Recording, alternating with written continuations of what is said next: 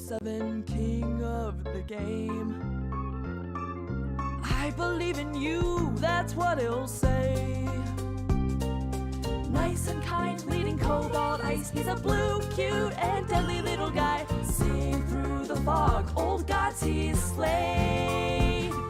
Go7, Go7, Go7, Go7.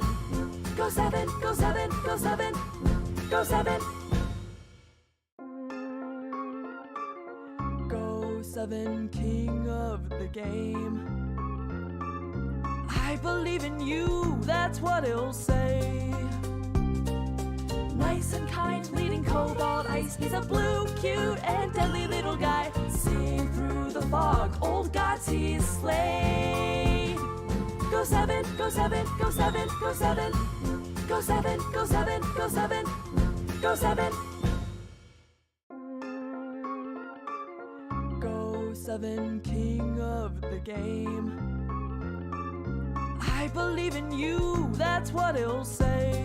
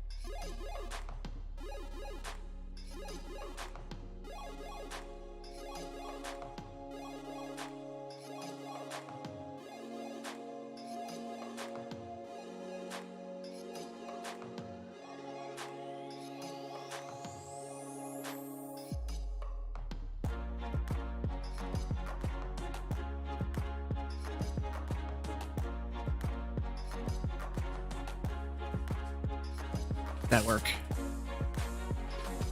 Hopefully.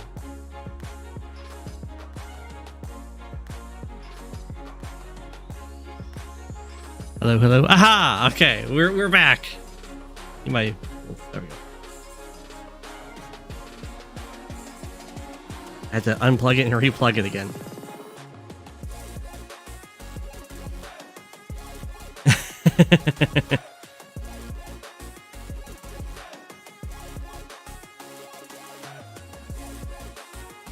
It was definitely a classic.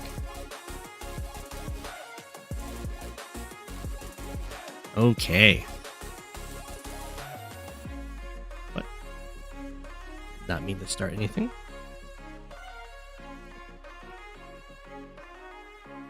So just yesterday I had a game finish up, which is a long time in the making against Talose. This is the grand finals of Discord Cup number 6.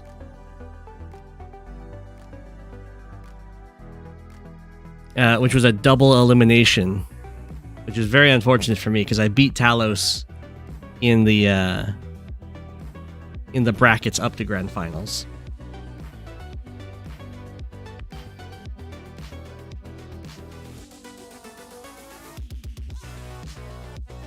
And then he meets me in grand finals, and he beat me in the Von Bolt versus Von Bolt on Shadows Chase You Endlessly.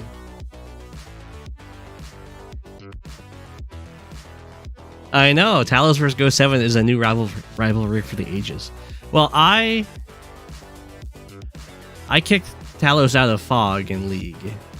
I don't know if he played another Fog match after the game with me. He might have.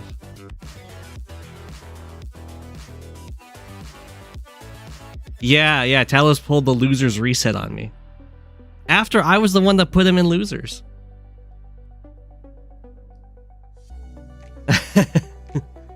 It should... The way I could tell my mic wasn't working is that my penguin self was not emoting, was not talking.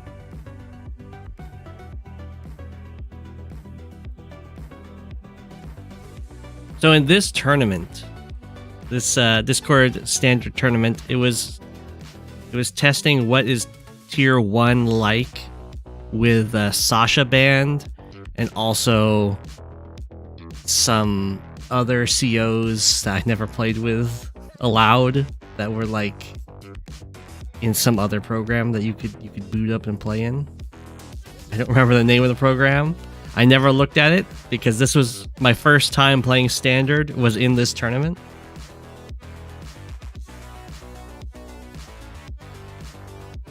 I believe.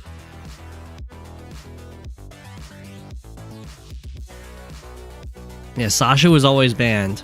Nell was allowed, and I mean, I did not pick Nell. I picked Eagle at because Sasha's banned. Mr. Greensuit was also heavily advocating for Eagle. I mainly chose Eagle because I really, really, really didn't want to play a mirror again against Talose. So I was like, well, I'm not going to choose Von Bolt because he's probably going to choose Von Bolt. But he might choose Hawke, so I'm not going to choose Hawke. There's like no way he's going to choose Eagle. And that was my personal reason for going for Eagle.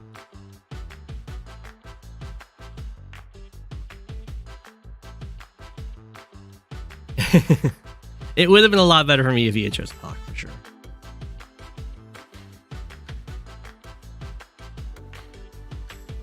Yeah, it was Defend Peace, that's right. I never used it. But yeah, Defend Peace was an option. So you could use Days of Ruin COs. And this was a map that we had previously played in a previous round of the tournament.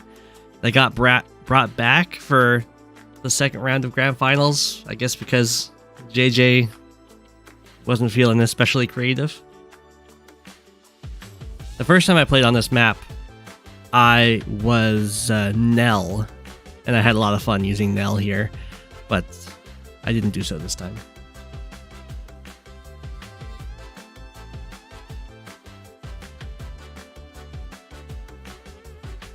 I'm not a very experienced Eagle player, as will probably not be very surprising because I really like to fight. I don't like delaying stuff, which is not very good for Eagle. I actually have 9 games on him, although I think a few of those are custom games. I have more Sensei games than I have Eagle games.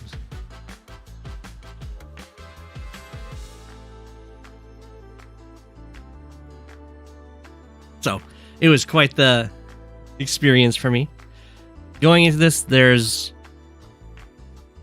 is a kind of a weird map with a very low defense terrain middle here, with a lot of lots of choke points. So you can use a lot of like battle copters to mess with your opponent very effectively, which is something that Eagle's going to, of course, excel in because his air units get plus 15% attack and plus 10% defense, which is nice. Where Von Bolt just has plus 10% attack and plus 10% defense, so Eagle has 5% more attack on his copters than Von Bolt does. Woo! There's 2 very vulnerable corners on this map with the comm towers. And usually these are going to flip, assuming people are playing out the match as they should. Or traditionally. Yeah, therefore Eagle greater than Von Bolt.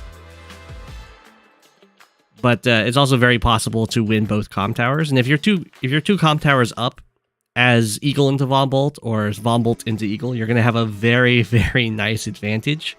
If you are Von Bolt against Eagle, suddenly Eagle cannot use infantry to effectively block on anything that's a road or a shoal, which is a big deal because, as you can see, everything in the middle here relies on these choke points with shoals. Basically, with 3 comm towers, a Von Bolt tank will just one-shot an infantry. Which is scary.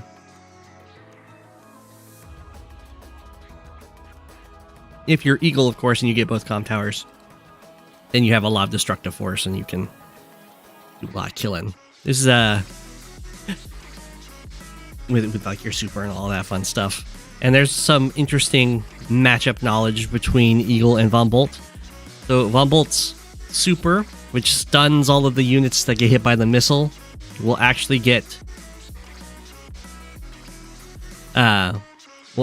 refreshed. Will become unstunned with Eagle's super. So if you're you can kind of get away with getting supered as long as you're not, as long as you still have your own super ready. You can kind of save your units that way.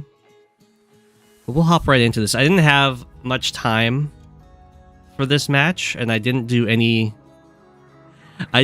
practice games for this grand finals, and I didn't have a great plan. I had a general plan of going for fast airport and trying to take a comm tower.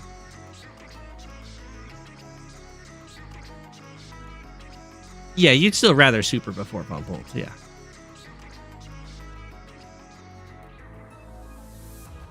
But this was a very interesting game because both Talose and myself were very short on time. At one point, Talose asks me to, I think rather jokingly, to just not take a turn for 3 days to give him some more time, and I do end up doing that, which I definitely regret doing because I run out of time and make a lot of sloppy mistakes. But that's just how it goes. So Talose goes for a very early recon from this back base, and I decide to do the same thing in retaliation. His recon's going to be a lot stronger than mine because he's Von Bolt and he's got extra stats. But I saw that going for this recon doesn't mess with my tank timing to respond. So my idea is I want to stop him from being able to just bully me with vehicles from these 2 bases onto my 1 base. And so this recon's going to force him to invest in a tank down here. You can pause timers in tournament matches, but JJ will yell at you.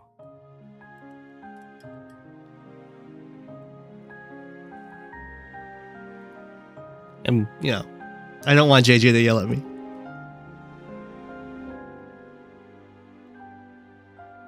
Okay. Yes, Mr. Greensuit every turn would send me messages about all the blunders I was making. He doesn't like me going up here because the recon's coming. I didn't fear the recon coming too much because I can kind of ward it off with my tank. But I'm going to make a kind of mistake in what I decide to invest in against the recon,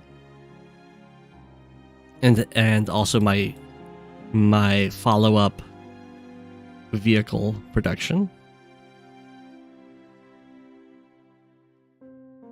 Okay, so this is a pretty nice spot that Talose chooses for this infantry, or for this recon, because it can reach down here to stop me from going for this city right away with the capture, and it can also threaten to move over here and disrupt any captures I might want to go for with this guy.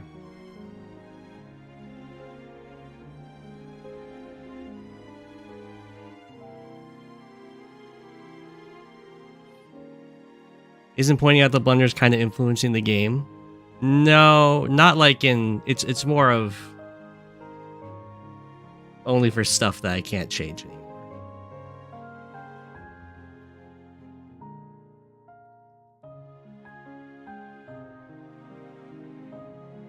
Okay. But yeah, this is a nice spot for the recon, and you can see the tank follow-up to put a lot of pressure on the 1 base side. And here I go for an artillery. And I went for the artillery because of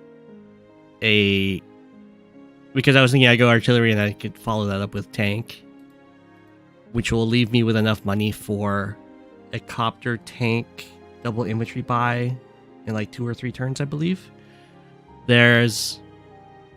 And the reason I want to go with an early artillery is because I'm very familiar with playing Sasha against Von Bolt, and then Sasha against Von Bolt, you usually want to use a lot of artillery to kind of offset the number of stats that Von Bolt has, and Eagle also benefits from having artillery. So I was kind of going along that mindset. In this case, though, because there's this recon plus tank that's harassing me, I kind of need to go double tank right now if I want to really contest this area. The artillery will be nice once I have more units to effectively block for it, and if I can keep it alive for my own super, and I can then do Eagle artillery super stuff.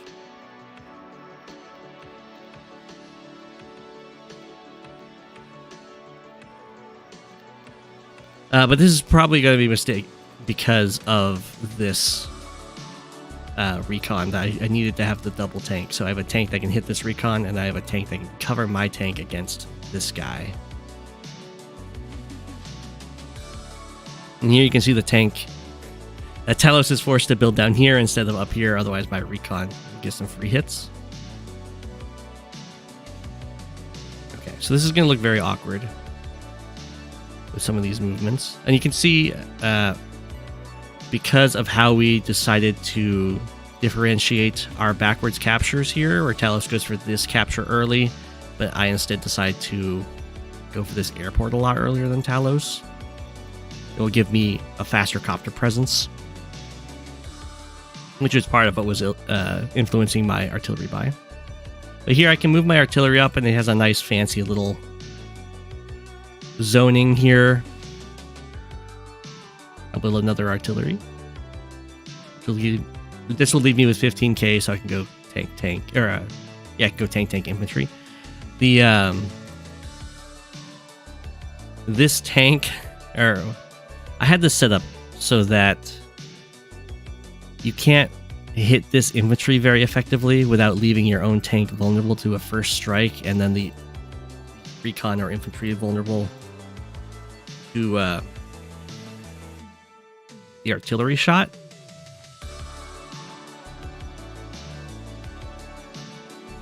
The early capture for the extra 1k for better builds, if you recall. Yeah. I think, well, if you don't go for that, then you can't get your double tank this turn. But instead you'd go for, like, tank artillery. The delayed airport definitely hurt. But as you saw, I wasn't actually able to move this tank. So if we go back here, I can, if I want to, go for this comm tower right now and just block with my tank right here, and then the recon won't be able to reach. But I've kind of locked myself down to defending my artillery that's going to be defending this capture, so I can't actually use my tank to go for this comm tower if I want to stick with kind of the plan I have in motion. So instead I go for this more economic choice of going for this city over this comm tower. If I have double tank, then I can do this block, or I can attack the recon and have the tank cover me against the opposing tank and all that stuff. But because I went for this artillery, I'm kind of forced to be much more defensive. And not getting this comm tower is going to haunt me.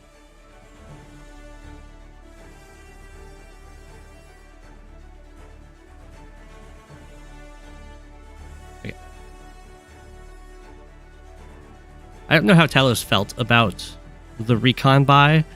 I was pretty happy with my recon buy, except that I don't follow it up like I would have liked. Talose sneaks on up here. Talose, how did you feel about the recon?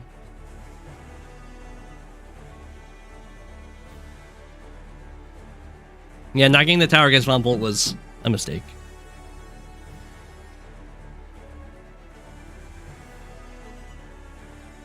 This is a tournament game.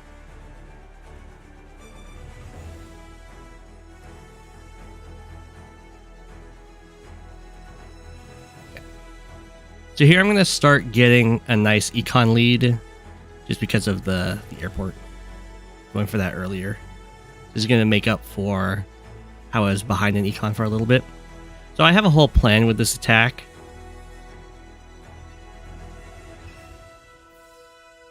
It does force a tank, yeah. So the idea with this attack, the recon has a whole bunch of choices here. You can either like move up here and start threatening towards the middle and just have a nice recon available, or I could try and disrupt the comm tower, but then I'm attacking from a road. Or I can disrupt this property. The idea with disrupting this property is that I can now permanently prevent the capture of this property with the follow-up of the infantry and the artillery, and I can build a copter with also a tank follow-up. So it's a very scary attack over here. The problem is I don't actually need to invest this recon right now because this can permanently prevent this capture from happening, but with an attack force of copter, tanks, and artillery and infantry, I can just take the city. So I could have let Talose just capture that and keep my recon around to help fight infantry and do harassment and be a blocker, rather than investing it right now to try and delay this city. Here you can see I build the other tank over here because I realize I've got a bit of a problem. Yeah, Talose still gets the tower here, but as we'll see, I'm going to mess up my approach over here, which would have been able to take the corner. So here, my tank, my recon does live tank strike.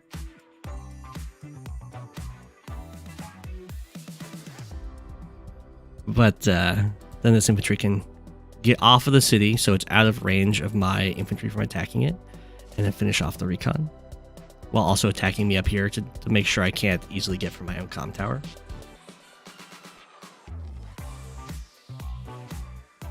Okay, and then we can see here, this is going to be a big problem for me this turn, is Talose has 2 infantry heading towards these middle properties. This is going to be another case of I actually don't need to worry about this property being taken, because there's no way he can hold that. It's so far away from his own production in comparison to mine. I could just take that in the future. But on this turn, I like hyper fixate on this. I'm like, oh, that infantry is going for that capture. And that's going to make me miss a few things. And we can kind of point it out here. There's the way that this blocking works, this is kind of a very classic tactic in Advanced Wars by Web, is that the unit that wants to dive through and hit the squishy stuff in the back is right next to the units that have to be like taken out to do so. So while like this tank could kill this. You guys hear the thumping? Sorry about that. Yeah, hugging tactics.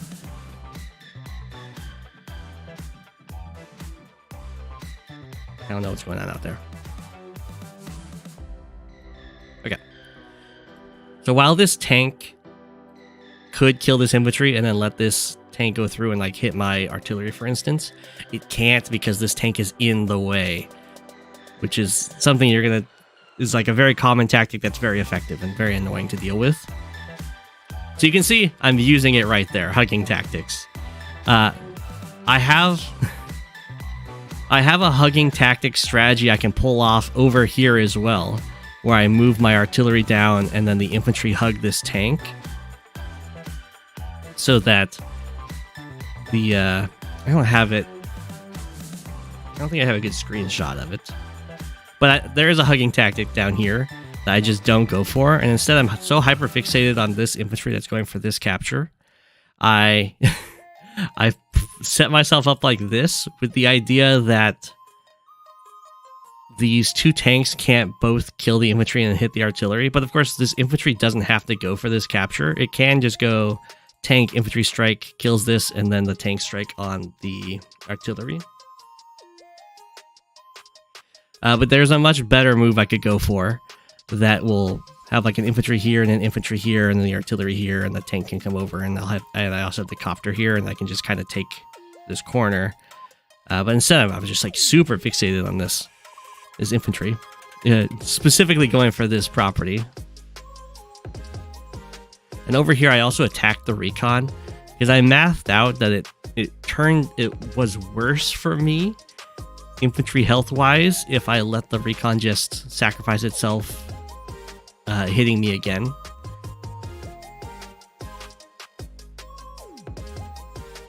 And since I heal up to 7, it still threatens a 3-turn cap. So here you can see Talose will be able to break through here. Yeah, the infantry decides not to go for this capture. Instead breaks through for the artillery. It's not the worst situation for me.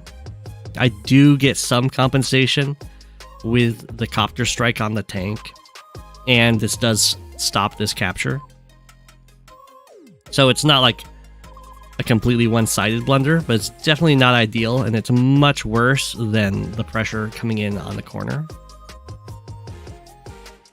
I also moved this tank up here to threaten this capture and potentially help provide blockers for the double artillery up here.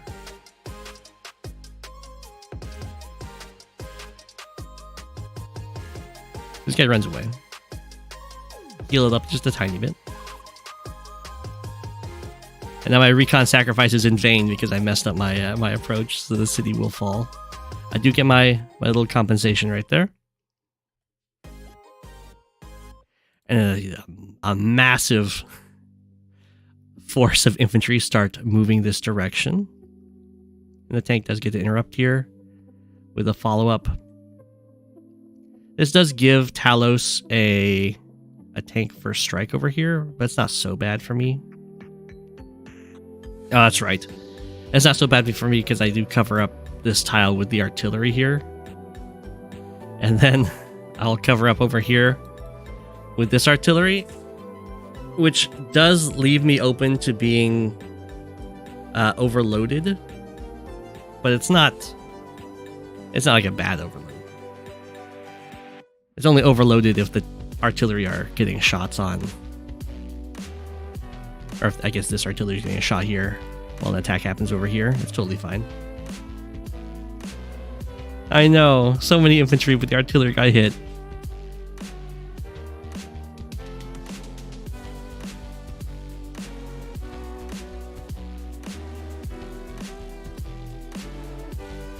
You can see here we have the attack on the tank and then the follow-up artillery. And this is a really nice place for this artillery that Talose chooses, because it's both covering this tank, which is nice, and it's threatening any blocker that I put on this tile.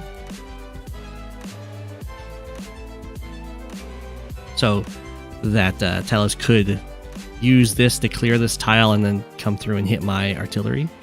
And you can see the attack coming in on this corner.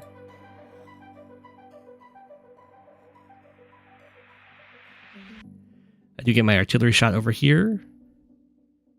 And then I'm going to go for a lot of really risky things that are not ideal. So I need to do, this isn't a great move, but I do need to injure this tank. Otherwise it can be used to clear the way, clear this infantry blocker out of the way that I'm about to have with infantry and 2 health tank, if I remember correctly, because Talose has this comp tower. So now I'm getting very, very aggressive with my artillery, but there's still not enough unit count really to make it very safe aggression.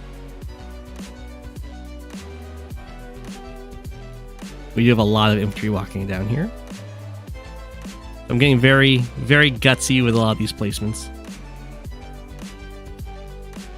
I think Talose just decides to attack into it, if I remember correctly.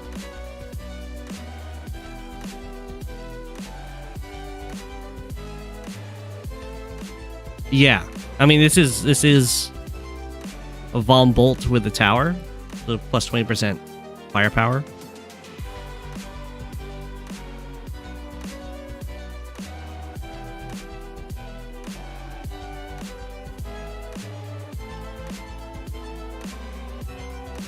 If I remember correctly, that's why I did it.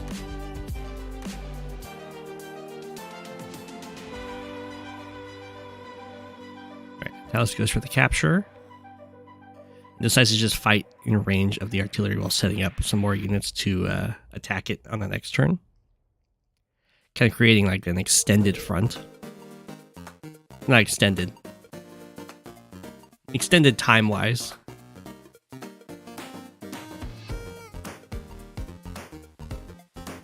Okay, so Talose is starting to move into the center here, kind of backing away from this corner. Isn't going to get this property. This was the differences here. Well, I also didn't get this city, but I did get other cities that Talose. Oh, I got this city. Okay, so here, before I made my move planner, I had like one plan for this turn, and in that plan I was moving this 8 health infantry up, and there was some sort of attack I was doing up here, but then I see a different plan I'd like to go for, which has a major flaw in it, and that major flaw is that I'm not able to keep these tiles clear anymore, as we'll see. Although I don't know if the 8 health infantry being here would actually do that.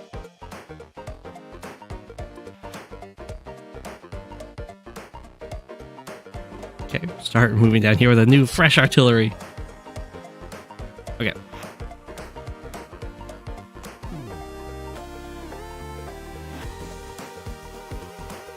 So, if we're looking at this situation, some very exposed units to the copter attacks, and then a 1, 2, 3, 4, 5, 6. Oh no, only the 4 health tank can come through and hit this. But if the 4 health tank is here, it's stopping my anti-air from coming in and hitting the copter after it comes after one of these units. So the idea is that this copter can kill off the 4 health tank and clear the way, but because I didn't see the surround that Talose can go for, and I didn't like react to it, Talose can actually cut off the rescue copter here, like so. And then that guy gets in the way, kills off the infantry. 4 health tank comes in, gets to smack that artillery, and then this copter can attack here. And I can't get through.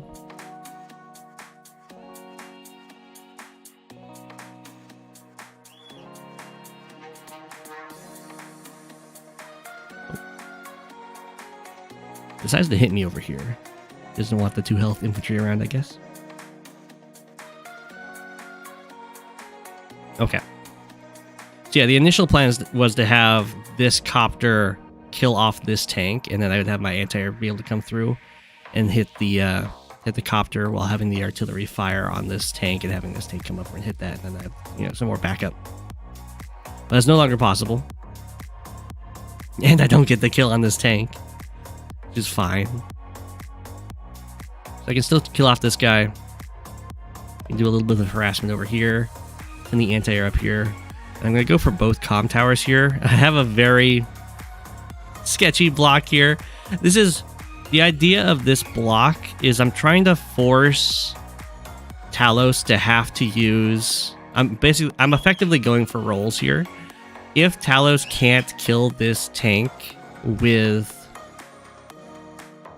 a this like single infantry hit, then a copter or this tank is going to have to be used to stop me from going for this comm tower hit, this comm tower capture. I'm effectively going for a roll to see if Talose, because this is, I believe, a very high health 1 health tank. So it's a roll as to whether or not this infantry can one shot it.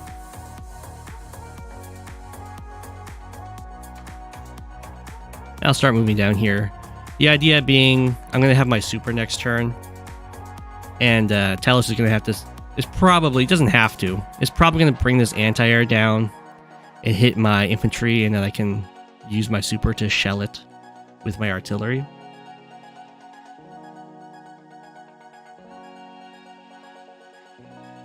Is it? I thought it just got chipped down to 1 health off of hitting an infantry, right?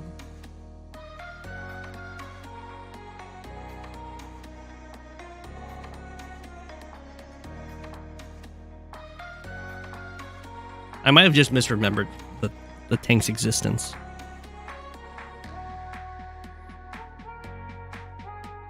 Yeah, I decided to hit this tank. I think I should have hit it from here, but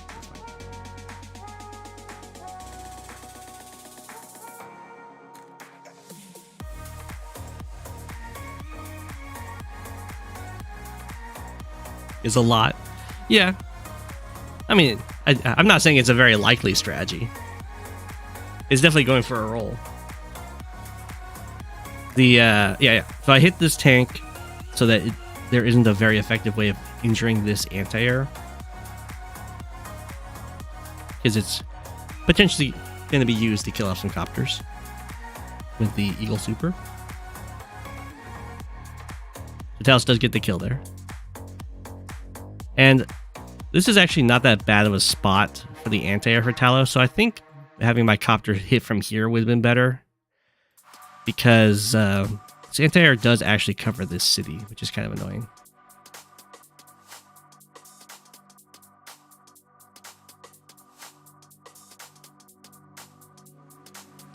Oh, I didn't even realize the recon was used to finish that off. So this was not a huge surprise, but it does give you my super. And this is where this turn and the last turn are where the finals really start occupying a ton of my time.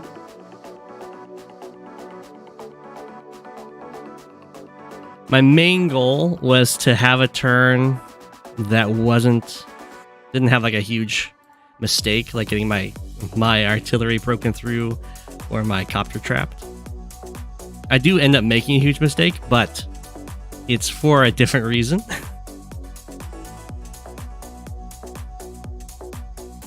Okay, so I have my super, and there's a whole bunch. I had 12 different move plans for a whole bunch of different ways that I can use the Eagle Super this turn, but I miss a very crucial one, which is that I saw a whole bunch of ways I could like kill off this copter, I could kill off the tank, I could kill off like all this stuff. But the problem was it was always leaving me exposed to being hit with the Von Bolt Super up here afterwards, and then just like killed off. Hey, I got an A in both of my in my high level classes, so it was a worthy trade. But I do regret not seeing a better attack up here. Well, we'll see what I go for. There was my initial plan was to kill off all of this stuff. Well, I think it just injured this infantry, but I just kill off all of this stuff, bring this down to 2, kill off the artillery, just kind of take over the middle, shell this anti-air, and I kill this stuff, and then kill off some infantry. There's a better move in the top right that I could go for. You'll see here, I'm going to, because I saw so many attacks that just kind of leave me open to being hit by the Von Bolt Super and just absolutely destroyed up top. Instead, I just decide to retreat up top and try and preserve those units for later. And I also, you'll see me move down here with the copter and tank. And the idea was that as long as I'm able to get this comm tower from Talose, I should be fine to continue on the game. So I'll just try and have a strong enough presence. And the reason why I think that this is going to be good enough is because I was going off of my own copter movement that I had from this airport to my base, where I put the copter here, and you can notice that the copter here can't actually reach the comm tower. So I was just thinking like that, but there's a reason I'm putting my copter here, and that was because otherwise it would get hit by one of Talos's copters. So Talose does not have to do the same thing with his copter, and he can actually go here and threaten the comm tower, which is what I missed. So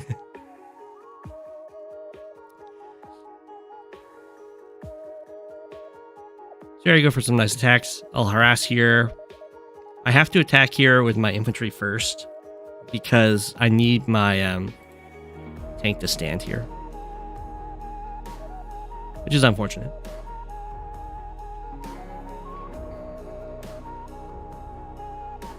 So you'll see on this, and I build a medium tank to be used as a magnet in combination with this copter. There was a better magnet I could have made with the middle approach. So yeah, the whole reason I'm going for this attack is I'm like, oh, okay, I can get the comm tower because this copter can't reach in time. But of course it can reach in time. And then yeah, I have a very defensive posture, just trying to conserve the units up here for the future. I'll strike this anti-air and then get in the way of the tank. I think Talose had a pretty scary attack that could have happened over here, but he doesn't quite go for it. He goes for one that's pretty scary because he uses his power. But let's see if I actually have the picture of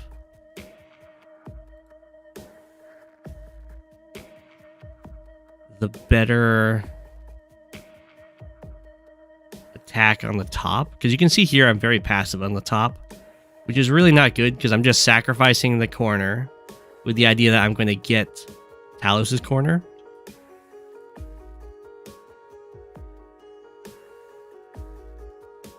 Here we go.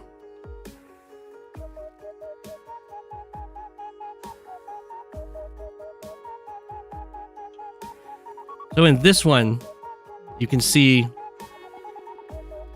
the attack on the top gets to hit all of these infantry that would be going for these captures, and then there's only the copter strikes that Talose can go for are covered by anti-airs, and then the tanks that can hit the anti-airs either can't reach with a full health tank or is being covered by the other tanks. So this is, and then the magnet down here is a lot better. The attack down here in this example is worse. This tank should definitely be attacking up here, and I can kill off this infantry and this artillery. But besides that, it's good. And then this magnet down here is a lot better. The anti-air and the copter. Anti-air in response to this copter. Copter in response to being able to injure this anti-air. So this is what I missed on the top right for the effective attack, which would have been a lot better and wouldn't have just let my my corner go. But it's not what I go for. I go for this one. And then Talose goes for the Ex Machina, which I was somewhat surprised by.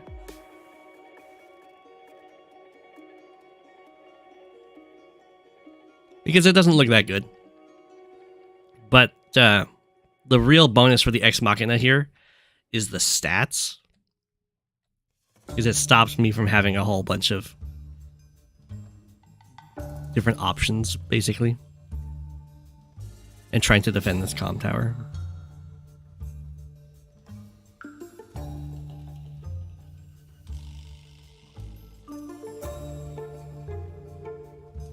Yeah, the copter getting hit is pretty nice. Yeah, 130 attack, 120 defense is really hard to break through.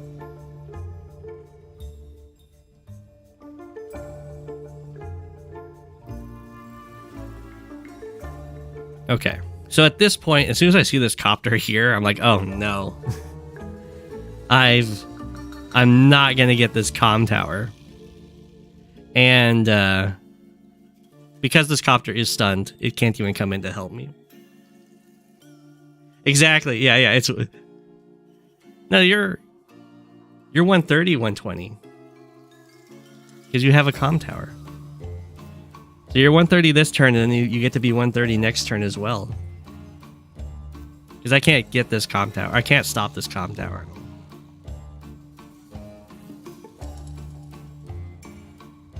So at this point, I already know that it's going to be game over.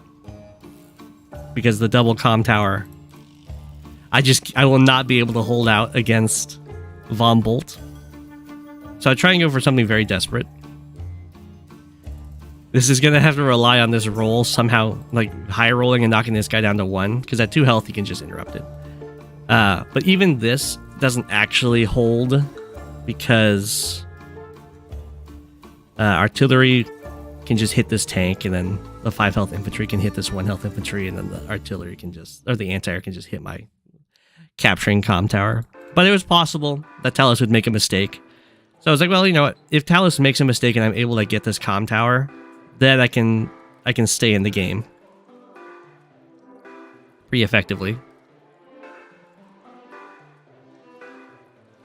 But if Talose stops the comm tower, I'll just resign. And I was like 100% sure that Talose was going to stop the comm tower because it's like the most important feature on the map. And as far as I could tell, there is not a way to actually stop Talose from interrupting this. So he just gets to use this infantry. If Talose had attacked before finishing this comm tower capture, there's a roll for it to whether or not it would do a damage. But after the comm tower capture, it's guaranteed.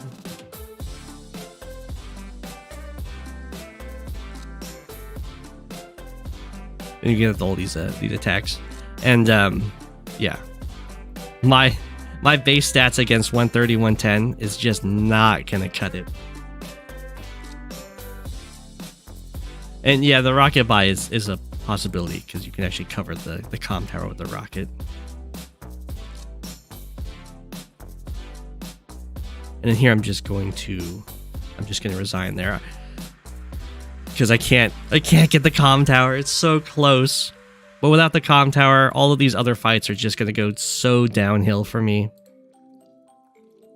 And I'm also going to lose this corner. And Talose should be able to push me out of this corner because he can pressure this base to force buys, which means that with just his standing army, and then he can just pump out big vehicles out of this one base because he doesn't need to capture anything. He just has to stop me from capturing. And that was GG.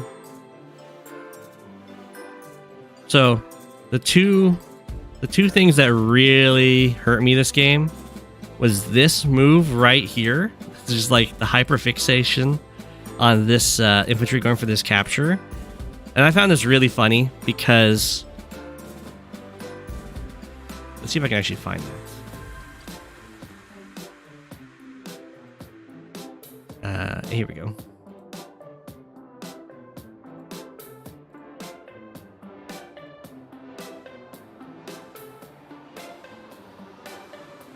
Because because I had done the same trick, the like cuddle tactics on the other side of the map, but then I just didn't do it down here because I was so fixated on this capture up here. Yeah, here you can see the tank would really like to hit the artillery, but the tank is in its own way. 1, 2, 3, 4, 5, 6. This tank can come down and hit this infantry. And then this infantry could kill it off, could finish it off, but the tank's in the way. So it can't actually get to this artillery.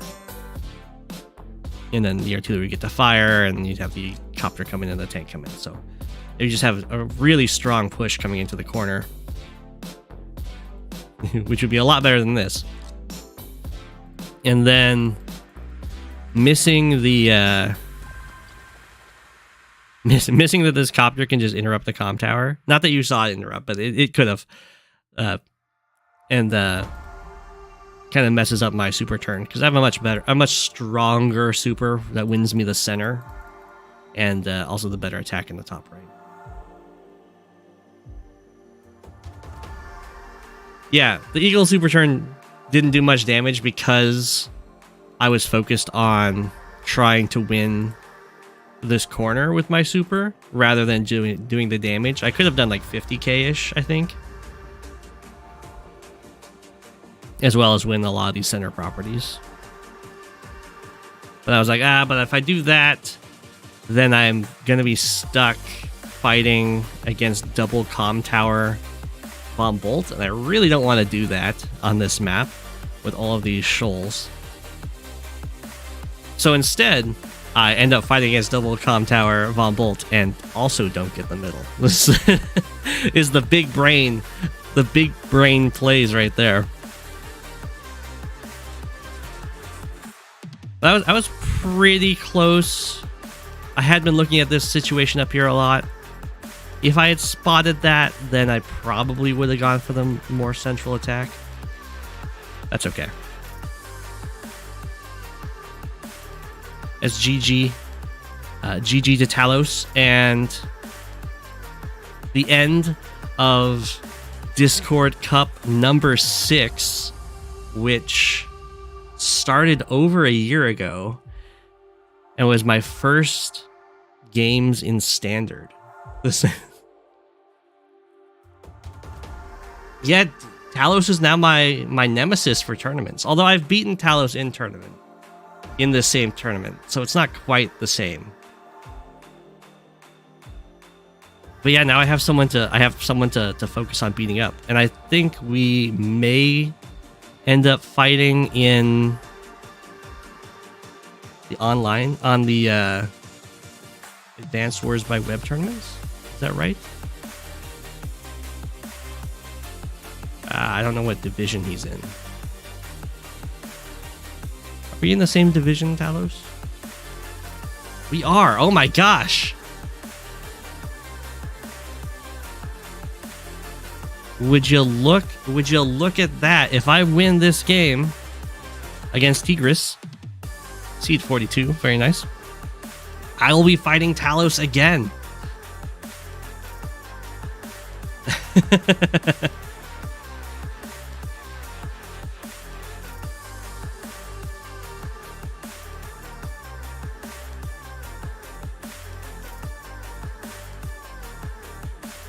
For 4 cups straight. What map are we going to be playing on? I don't even know. Round. Why does it say a winner round 3? Okay, it's round 4. And just what are we doing here? What a name. Oh, it's this map.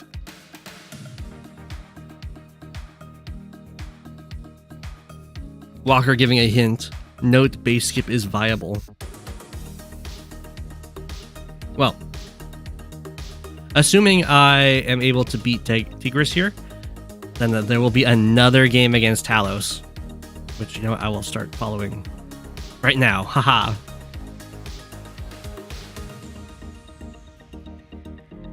Now I know all their tricks.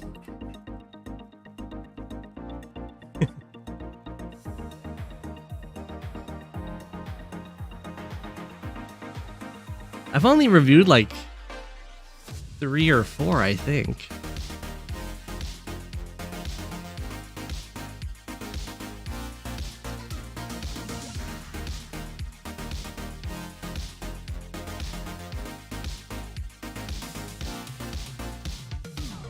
Okay. All right, moving on to some new submitters.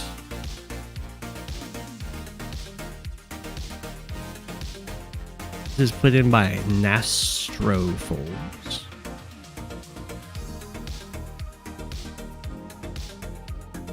You should resign just to see the game sooner. You gotta give. This is your chance to beat me and face Talose in my stead.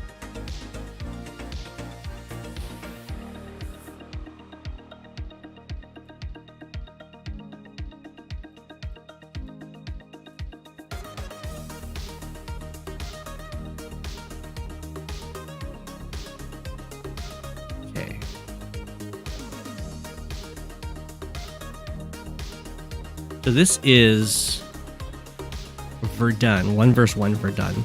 one of the classic fog maps. This is the old version of it. I believe there's a new version that's moved to the HQs and the comm towers, I want to say. I haven't seen that much of it, though.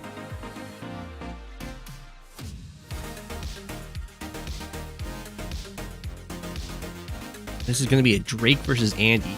Everyone's favorite matchup. We quickly make sure there was no notes. Oh, this is a live league game.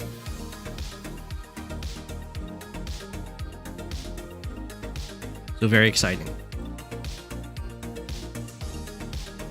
The center base is also moved forward. Has higher income and less forest too. Oh wow, they changed it a lot then. But this map is usually kind of you kind of capture moving out like this, and then there's fights around the comm towers, and you kind of choose which of these corners you want to invest more heavily in. The one you're usually going to be stronger in is the one that has the city that's closer to you than your opponent. Like this one's closer to this guy, this one's closer to this guy. And then there's a bunch of different openings you can have on this map. There's recon openings, there's transport copter openings, there's artillery openings. There's a lot of things. It kind of depends on if you want to focus on capturing a lot of cities, harassing the corners, or trying to contest the comm towers. And of course, there's always tank openings. So we have Bigjoe going with the recon opener, which is going to make sense. Usually harassment-based tactics are pretty effective in live play because it's easier to kind of blunder your coverage of your units.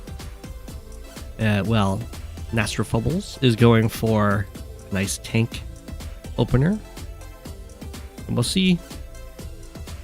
Looks like they're going to focus on hitting down here. Oh, and this comm tower usually goes to this player. And this one usually goes to this player. But it's very possible on this map to completely deny the comm tower or even get both comm towers. Reimer does not like the T-copter opening on this map. The T-copter opening... Pretty sure the T-copter doesn't speed up even one capture. It definitely speeds up captures. I don't know what you guys have been doing with your T-copters.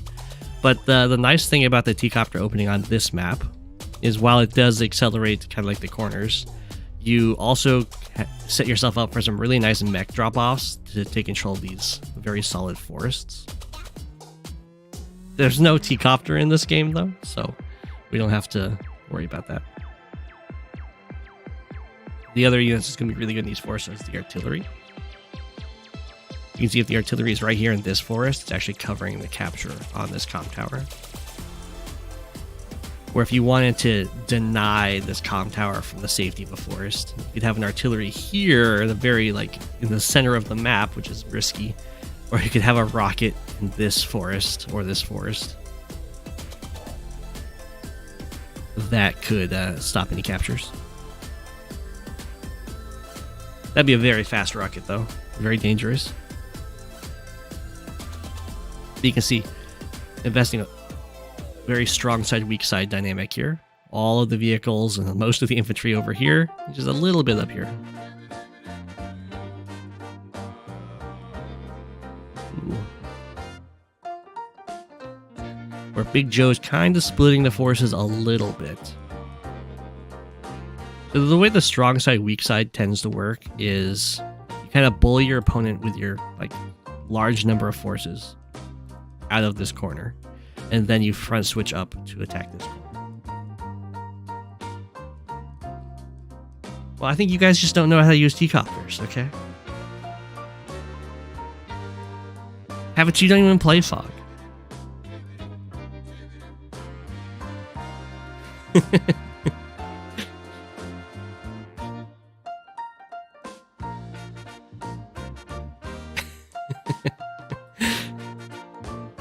Okay. Oh, interesting. Okay, so the tank came down here and then decided to kind of join the group over here. So these units might not be actually hitting down to this corner. It's just kind of their routing. You used a T-Copter opening against me and got wrecked.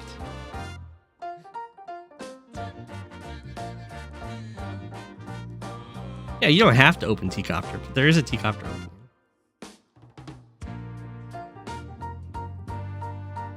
It's because you lost that game. Oh, you're blaming the T-Copter opening for your hatred of Hawke. Wow. You used a T-Copter opening against me and got wrecked? Yeah, but that was Go7 in his prime.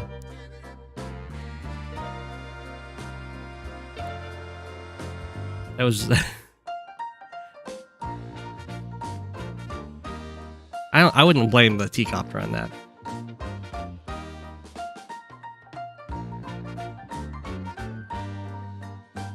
All I'm getting is that Go7's T-Copter works and normal T-Copters don't. I do have a lot of experience with T-Copter openings. That might give me an advantage. But yeah, if you're going for transport openings, it's always going to be... you gotta have to play a little differently.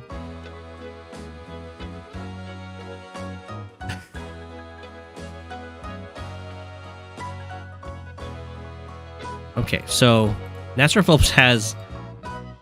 This is like the definition of strong side, weak side, and I really liked that they kind of fell back over here. Like, I'm not gonna go for these corner stuff. Are you out of your mind? I'm just a single infantry.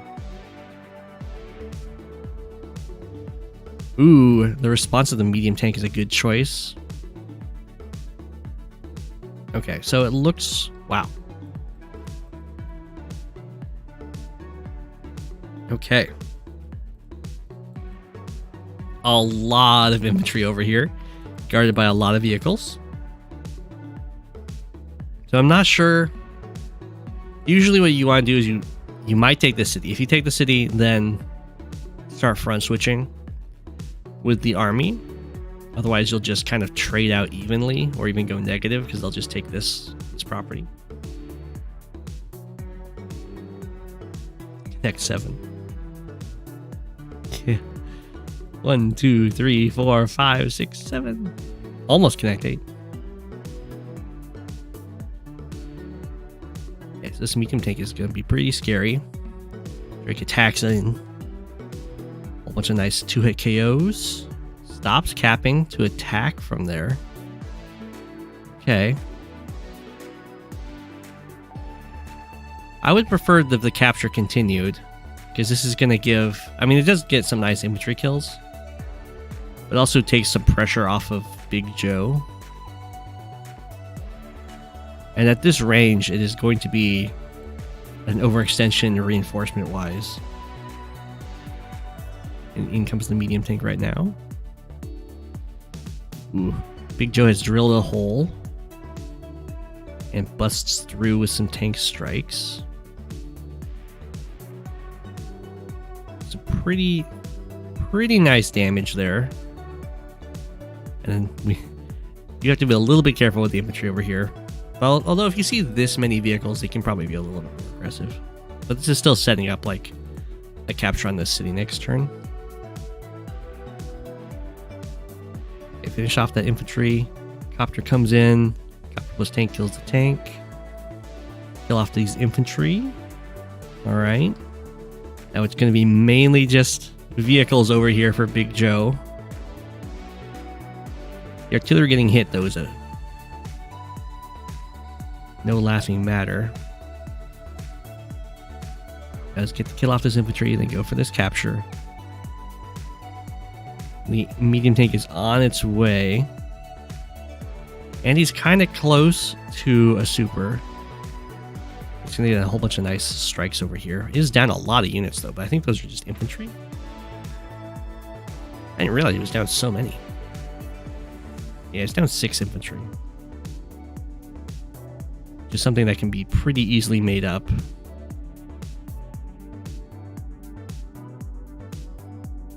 Now he's down 4 infantry. Okay, they're now even in money. No powers have been used yet. For the matchup between Andy and Drake, it's almost like a game of chicken as to who wants to use the power first.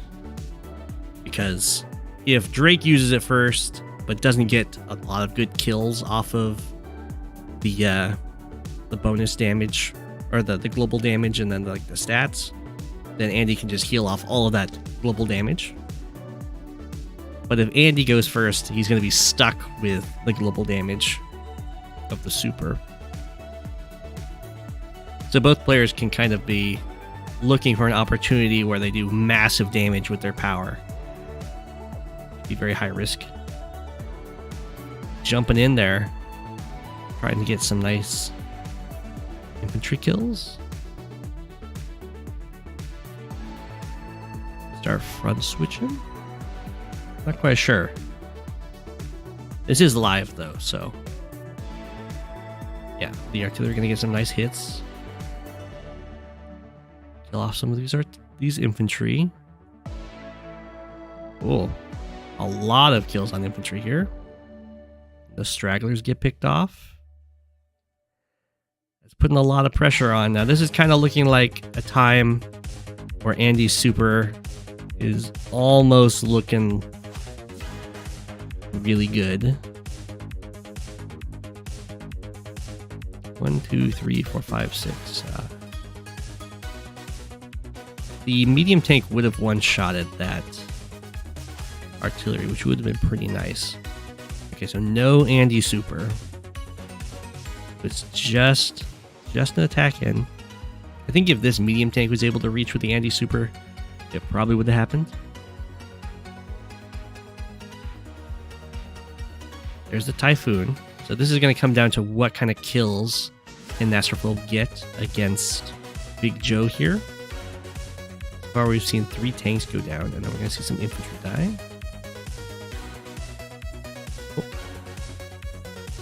Take out the recon. Take out the copter. Take out the recon. That's good, because the rain reduces vision range by 1. Ooh, I like the sacrifice to finish off that tank. That's really nice. Because it's like you're killing like you're sacrificing a 3 health tank to kill an 8 health tank, but you're actually killing a full health tank because Andy's just going to heal it next turn. So it's even better than it looks. And it didn't even move this tank. Okay, so that was a really good attack. And now all the recons are gone, which makes the vision really annoying in the rain for Andy. Does heal up about 20,000.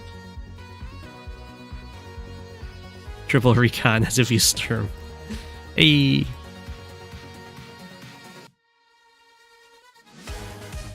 Okay. Except the medium tank going after the infantry is not what you want to be doing with a medium tank, but he just doesn't. You can see he just doesn't have the vision to find any better targets. So Nastrophobe focusing down all of those recons paid off really nicely. And this recon's going to come over to help get some vision. These ones are almost here. Another medium tank. So that exchange worked out very nicely for Drake. There wasn't any real follow-up in the engagement. Going to invite Andy to potentially overextend here. They are completely even in economy. Drake's just up in army. Ooh, the Andy Neo tanks are coming out. Those are pretty scary. The heavy vehicles are very good for Andy because they're harder to kill off, while also generating a lot of charge when they get injured. He's one of the COs that can actually pull off some mega tank plays. Although I wouldn't necessarily recommend mega tanks on this map. We have seen them be used though. Ooh, APC double recon. Okay, saved 7k. So if one of those recons was an infantry, I would think mega tank. But instead, I'm thinking just another Neo tank.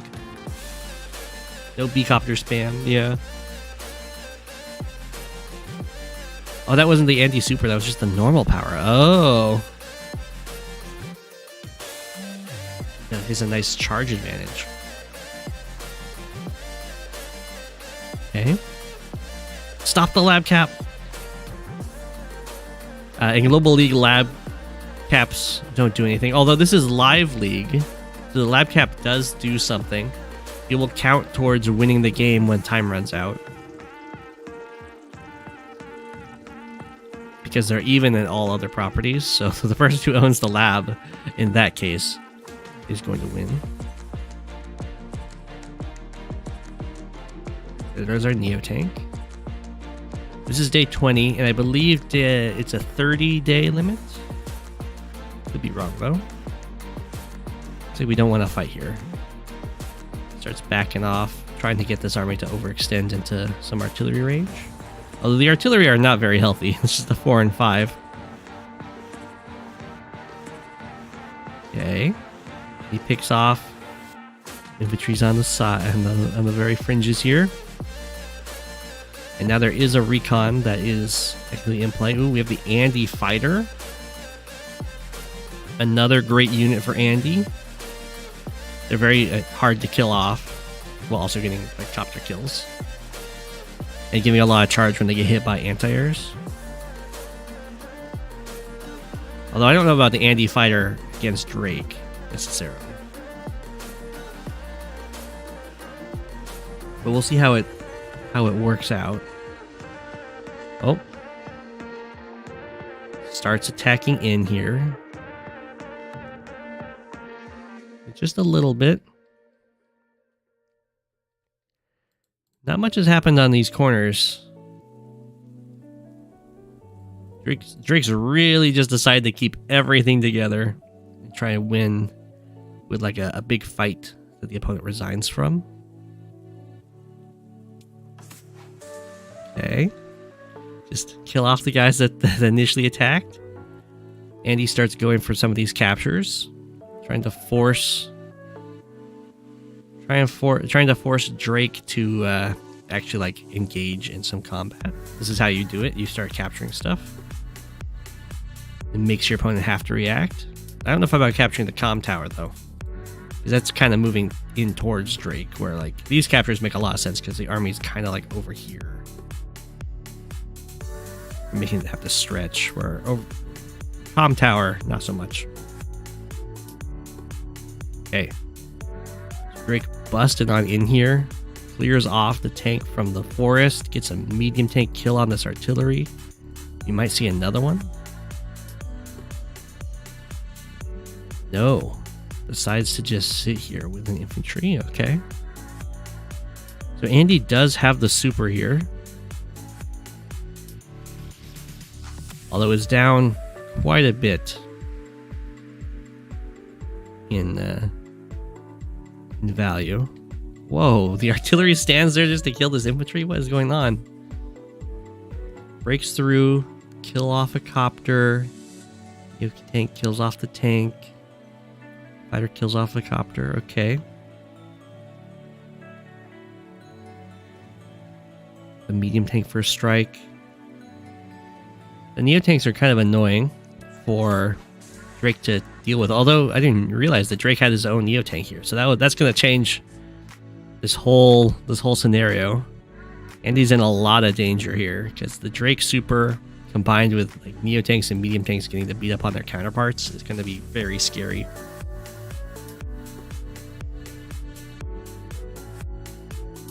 Here comes the Typhoon. You're going to see a lot of Andy's units die here. Probably needed to use... Fluffy was thinking the normal power last turn, just for the stats, I guess. The super gives some really good firepower boost, as well as movement. But yeah, a lot of stuff's going to die here. You can see the rain makes a big difference for getting these kills. Oh, oh my gosh, even the anti-air gets to pick off. That was a devastating attack. And he's at half the value at the end. Gets to heal up. Good like 20,000-ish. Gets to hit the medium tank. Another Neo tank come in. Still has a lot of vision problems. Only gets to kill off a single medium tank in response to that. Does get this city though.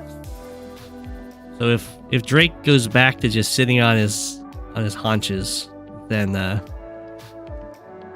this should probably be a break for Andy. But this is looking like Drake is coming in for the kill. Well, these Neo tanks going over here just to get some nice pickoffs. Kills off this medium tank. And this tank. That's looking pretty good. Make sure not to overextend. Bigjoe just resigns. It was down a lot. These Neo tanks were going to be tough for... Oh, never mind. This Neo tank actually reaches here. Never mind. It'd be Neo tank. Strike this guy. Yeah, Andy's fighter didn't move. I wasn't quite sure what was up with that. I think that was just running out of time because it's a live game. GG. Nastrofobles really focused on that death ball strategy, which is going to work out very nicely in a live game. So you don't have to have so many like skirmishes going on the sides. That will occupy a lot of your time. But I think if Bigjoe just doesn't go for the comm tower here and instead tries to force the fight way over here, it's going to work out a little bit better.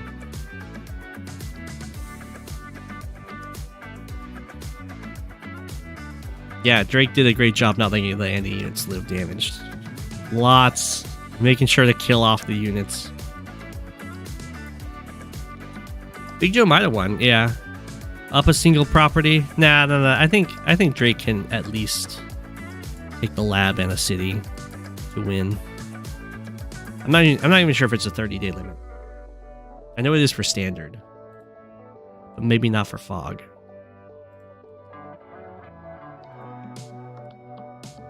And then we have another new submitter, which is OlstaSmash. Both PunisherIceman and OlstaSmash submitted this game, but it gets priority because OlstaSmash was a new submitter. It's 30 days. You played the same map against Master of Math. Well, there you go.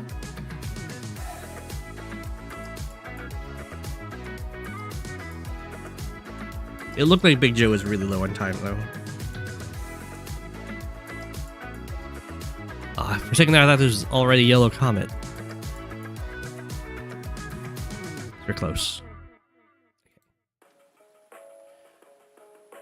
So we saw this game. You were wondering about that.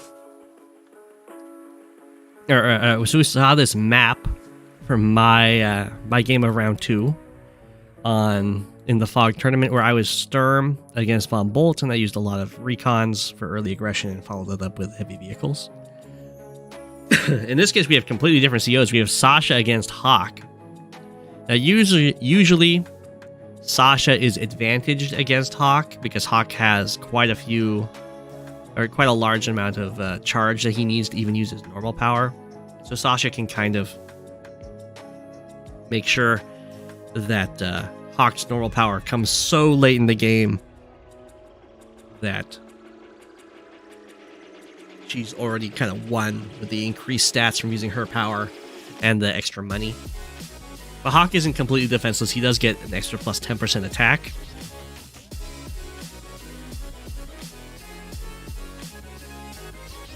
We'll see how they decide to go about this. Oftentimes Hawke will win because Sasha will make a mistake with her power, and basically if Hawke can get his normal power off at a reasonable time, the Sasha sometimes just outright loses the game.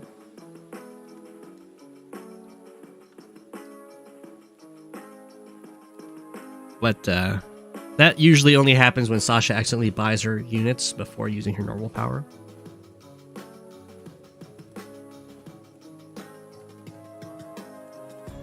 Okay, so we have a very early recon from PunisherIceman here. Zooming on over here. Making sure to attack the lone base side. Ooh. OlstaSmash going with the... It's a big map, so I'll just build a lot of infantry right now.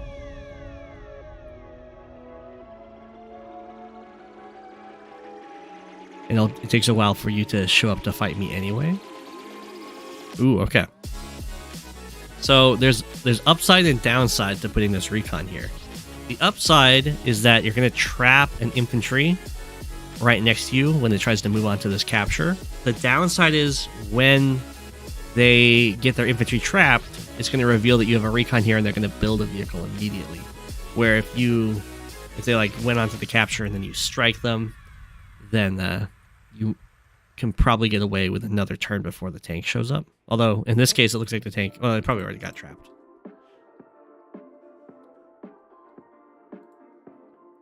So yeah. We got the tank and artillery for OlstaSmash. Also tank and artillery over here for PunisherIceman. Probably to break these pipe seams right away. Get a much faster vehicle deployment. We will see. We do get the nice recon hit on this infantry.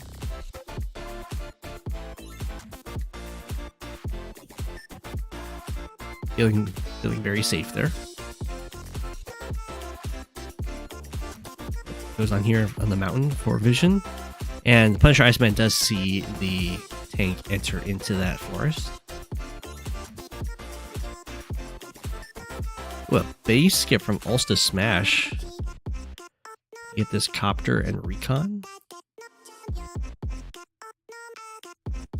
Okay, PunisherIceman is indeed firing on this pipe seam. And is going to get this comm tower completely uncontested, which was nice. Make sure to be out of range of the tank with the recon. And has good vision on this comm tower. So we'll see if... Like, this is setting up PunisherIceman to go recon plus infantry to clear the comm tower.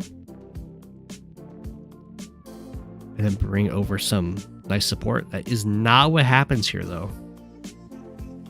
Just lets OlstaSmash take the comm tower.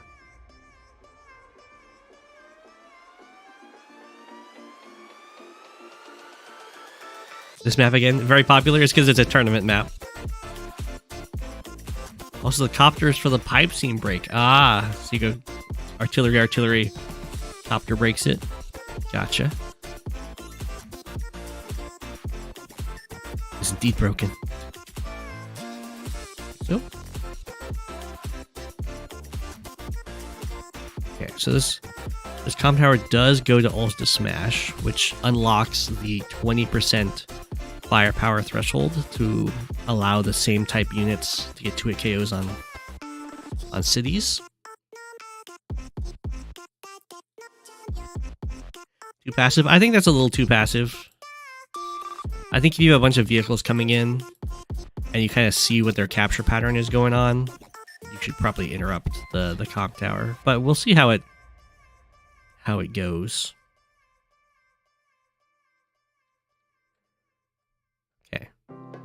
Here comes the vehicles. Looks like the idea is let this comm tower go, but contest this corner. Potentially go for the comm tower later. There's not great information about what's happening down here.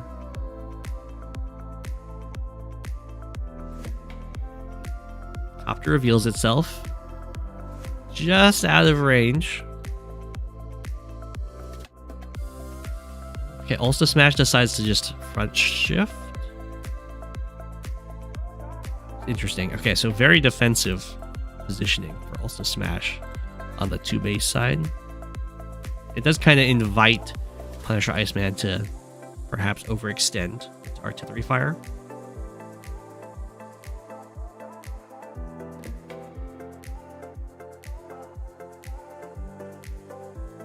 Why is Yellow making all their anti-air defense for only the north? That's because the That's where you're gonna expect the copters to show up, because that's where the 2 airports are. It takes the copters quite a while to make it down here. The wall is building down there. Slow progression.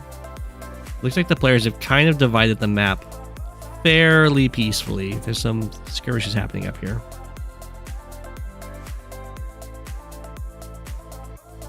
That comes in. Ooh. I'm not sure why. I don't like the finishing of this capture, because you already know that this comm tower is being captured based on the infantry walking past the vision. So I'd prefer if the infantry interrupted this and then you're threatening like recons and tanks and copters attacking it. But you might have the idea of like, well, I can just take that later on, which is fair.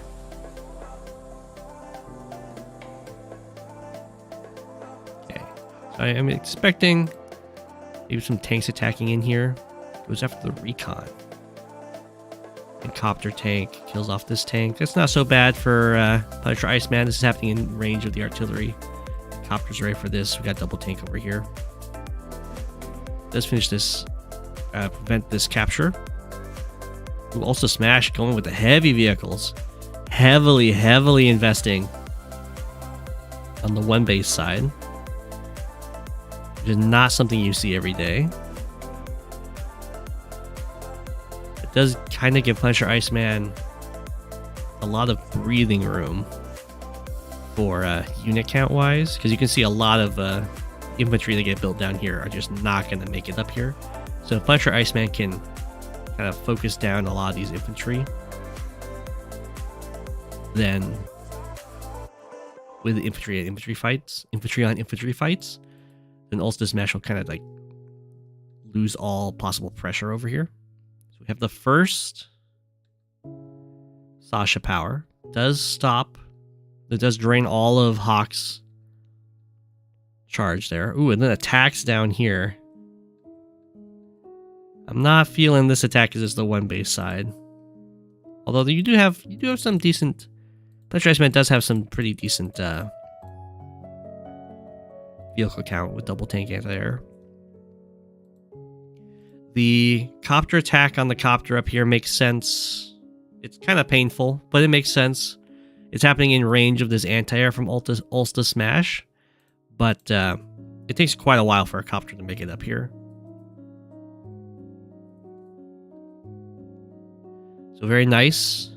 OlstaSmash has actually managed to stop both of these captures very effectively and kind of cut off some of this vision. Takes out the copter. Retreats with the 2 health. I mean, it is Hawke, and 2 health copters can always be used for scouting or finishing off units. And eventually Hawke will get a power that can help heal off some units. I don't like this. I don't understand. No reason to sacrifice an infantry here. Just heal it up on this HQ and keep the unit count nice and healthy.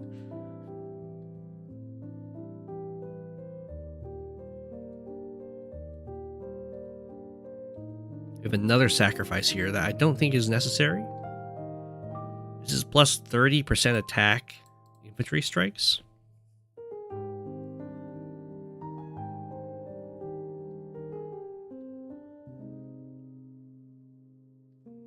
Okay, so we have a nice artillery strike, finish off the anti-air.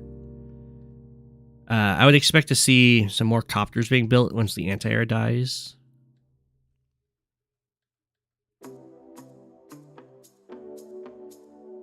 And then there's really a big vision problem happening on the entire map, basically. There's a recon here with the army, which is good, but then there's no knowledge about what's happening in the center, which just happens to have nothing covering it. And there's no idea of what's down here, where OlstaSmash is doing a good job with the recon on both fronts. Presumably going to have some presence moving in towards the center, because like both players here have very unguarded properties here.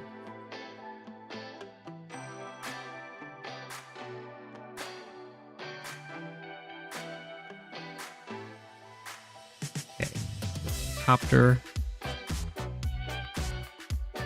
OlstaSmash is sending the infantry reinforcements to the one base side. You really have to do that. Otherwise, you just won't be able to do anything.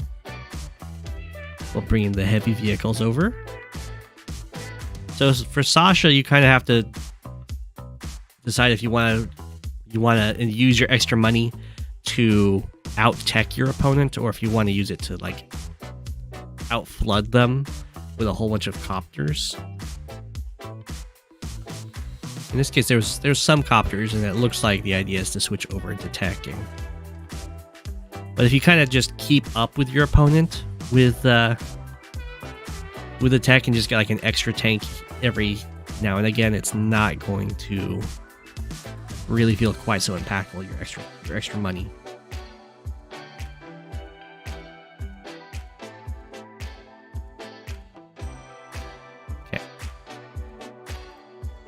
PunisherIceman just going for these cities and potentially going for this comm tower. Has a tank standing on it. And then this is the infantry that's in range of capturing it. Did start going for this capture over here. Has the recon heading out into the center, which is very good. Neo tank dives in. Kills off the tank. Another strike over here. Very strong attack from OlstaSmash. PunisherIceman will be able to stop the charge here and get some nice strikes of their own. Sadly, this Neo tank doesn't have, like, it can kill off this tank, but then it's also setting itself up to be just absolutely walloped from the missile platform. Ooh, the copter strike here is very greedy. I'd prefer to keep the copter as far away from the base as possible. I don't know if that's within 2. Okay, never mind, that's fine. As long as you're counting it to make sure that it's outside of a 2 base range.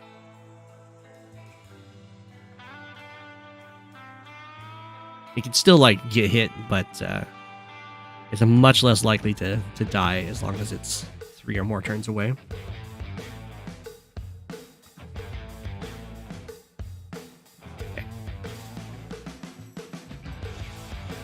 Yes, there's a lot of fighting happening up here, and then nothing.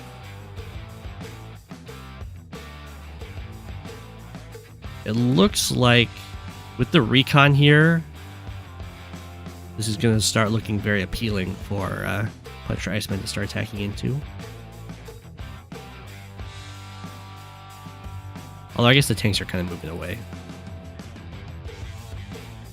Oh, here they come. Anti-air makes a hole, breaks a part of the wall. The tank comes in. Very nice positioning from OlstaSmash to keep that covered by another artillery.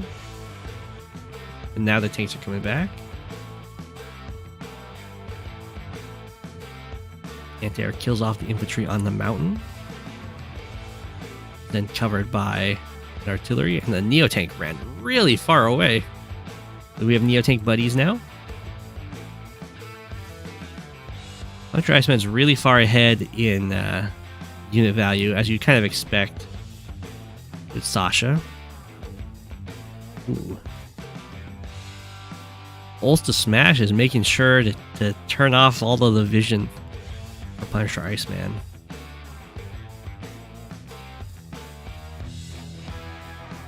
Which is definitely a great idea. Over here, though, was definitely was a little too risky. I think this might have not... For PunisherIceman, you attack from the mountain here, and then infantry strike, and then infantry kills this.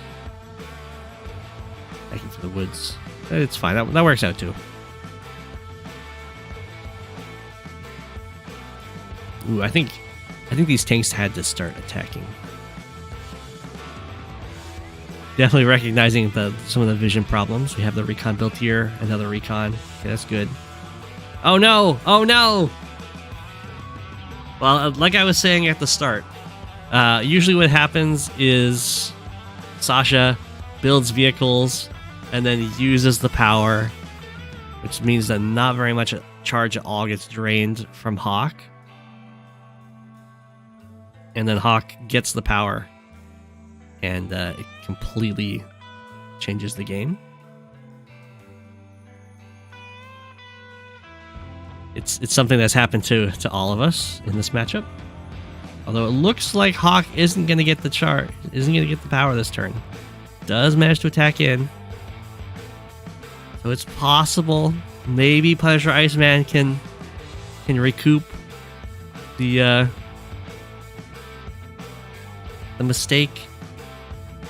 Maybe not, though. I mean, that's a lot of charge that Hawke is getting. I should have skipped that turn.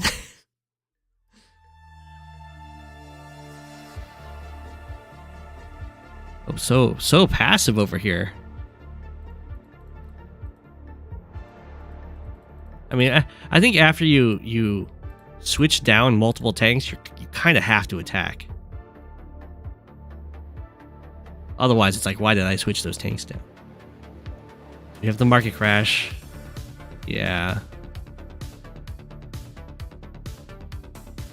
The market crash is gonna stop the super. Doesn't go in for the Neo. You should go in for the Neo tank for a strike. I know that's gonna give a lot of charge, but they're gonna get their normal power anyway.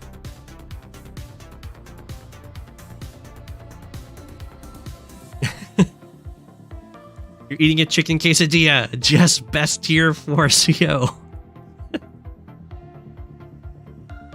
You were just fixed on the overextension mindset too much. At this point, you're like in the middle of a brawl, so.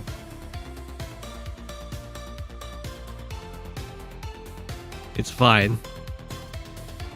We get some nice mech strikes. Tank breaks through. Anti-air. Ouch. And there's the black wave. I mean, if you're Hawke, you get the black wave, you use the black wave. You don't mess around with. Because sometimes what happens is if Sasha messes up a power, then what Sasha does is a turn of just triple infantry buys, and then gets the next power and has a ton of cash, and still manages to reset your entire bar.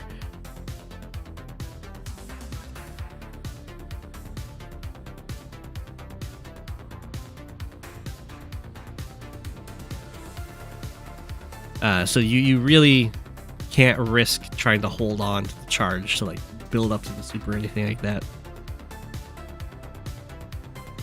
Because Sasha does have ways of has those sneaky infantry turns.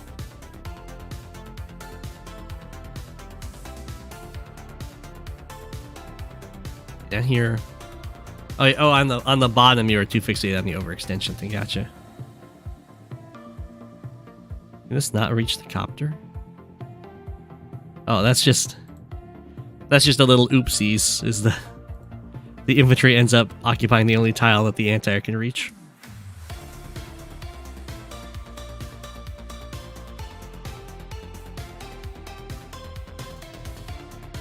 Well, I don't like I like this turn if it wasn't an anti-air that was moved forward. Like if a tank came through to do this attack instead, that'd be a lot better. Because you're going to expect quite a few copters coming down to this area.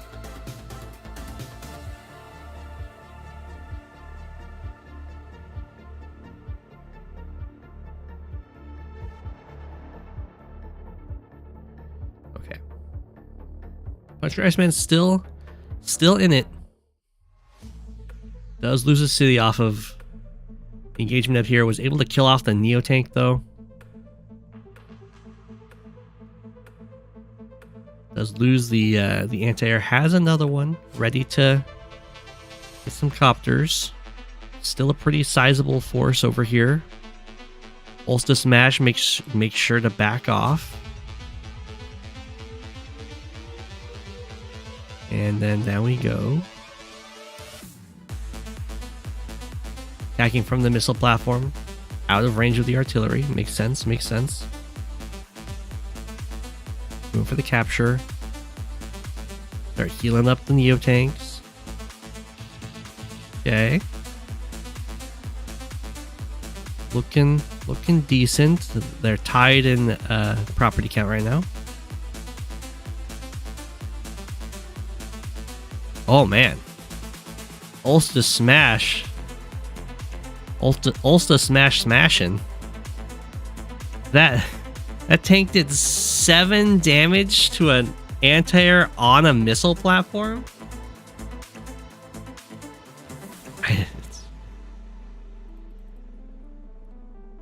That's impressive. Yeah, 130 attack.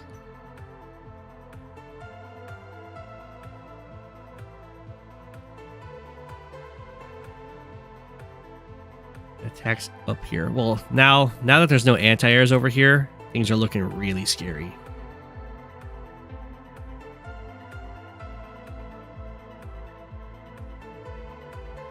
It's kind of in the realm of take the city and skedaddle.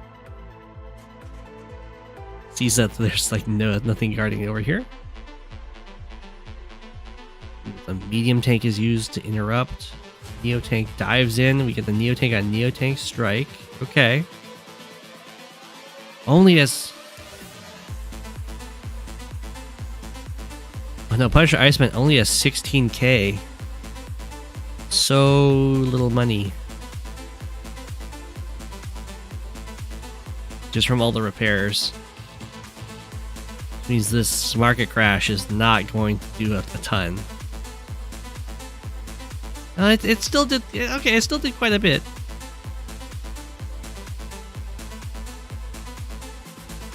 Just gonna start needing some floating cash for a while for the next power, I would imagine.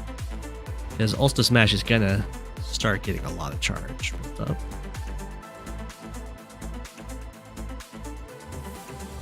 Be very aggressively attacking these Neo tanks. Oh, and there's the charge. And the second Hawke power sneaks on through. You can see how much of a difference this makes for like no power charge or no power goes off. They're kind of exactly even in unit value. And then the power goes off. They're like 30k difference.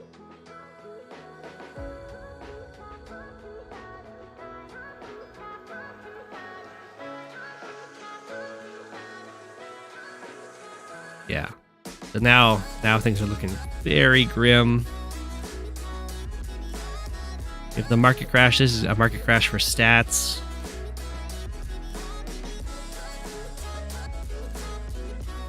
Just trying to get something done here. But well, I mean, there's mostly just some copters and anti-airs left up here. Injured tanks. We have some anti-airs coming in down here. It's very possible for OlstaSmash to kind of overextend and lose everything. So aggressive. Diving on in here. Killing off the 1 health Neo tank that was just trying to get away. Live its best life. 8 health tank? What? Got the 2 damage on the Neo tank? Yeah, OlstaSmash does start pulling back though. Over here. Oh my. Okay. So this anti-air can kill off this copter.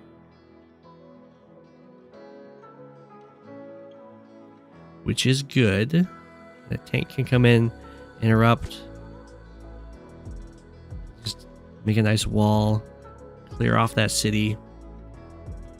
Yeah, kill off all the units that kind of had to dive in.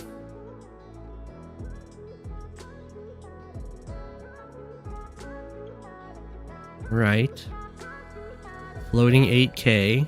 You're gonna definitely have to float some money because Hawke is already getting close to another power. The using the power for the stats for PunisherIceman really hurt is now they kind of both need 2 bars.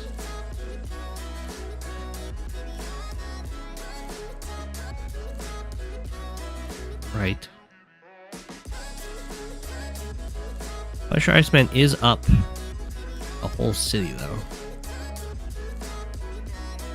So it could be a lot worse.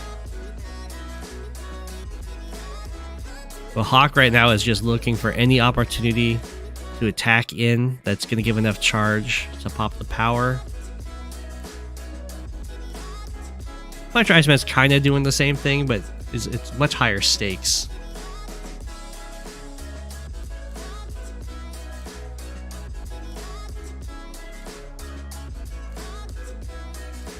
That's true, there is a day limit. Is it 30? Is it 35?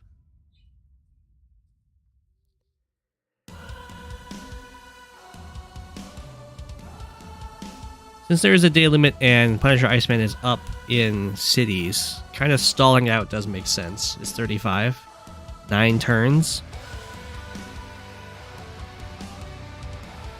Goes for another city.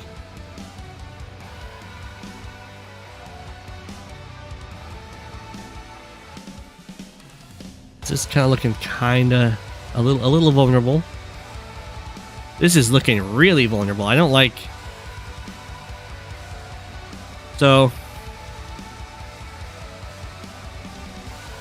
the problem that's happening right here for PunisherIceman is if we look at what's on the front lines,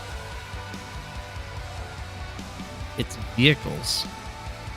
And that's exactly what OlstaSmash wants to see in order to get the charge for normal power.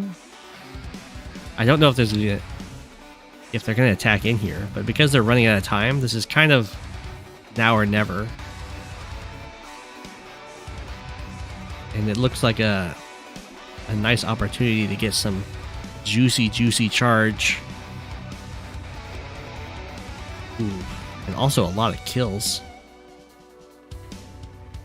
Again, focusing down a lot of the vision. We have the black wave. I'm gonna do a lot. We get to take out some artilleries. And then the city captures happening behind this while preventing this city. So if just this city falls, then it's going to be a tie. Have the market crash for stats. As PunisherIceman is being forced to do. Does get a Neo tank in exchange. Kill off this tank and has a way of interrupting this capture for now. Yeah, focus down the infantry for sure. Gets the copter. And here, take out this recon. Gets it. Join caps there. Blocks with another infantry.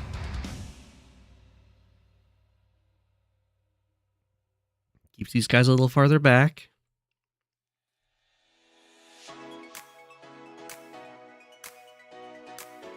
You expected only one Neo due to the copters. Gotcha.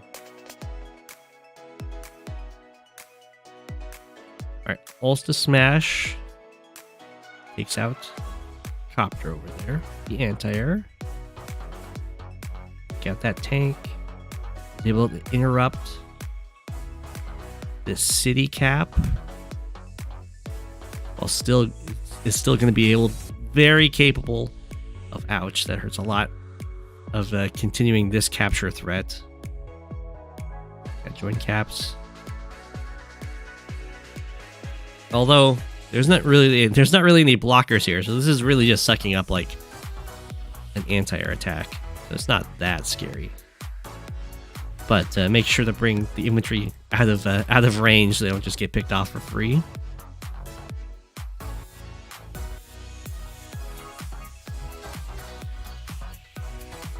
Down here we have a nice breakthrough to hit this anti-air. The medium tank is barely in the darkness. We have a market crash to drain all this charge. Does stop this capture. It starts hunting down the infantry. Very good. Get the Neotank back. The reinforcing Neotank.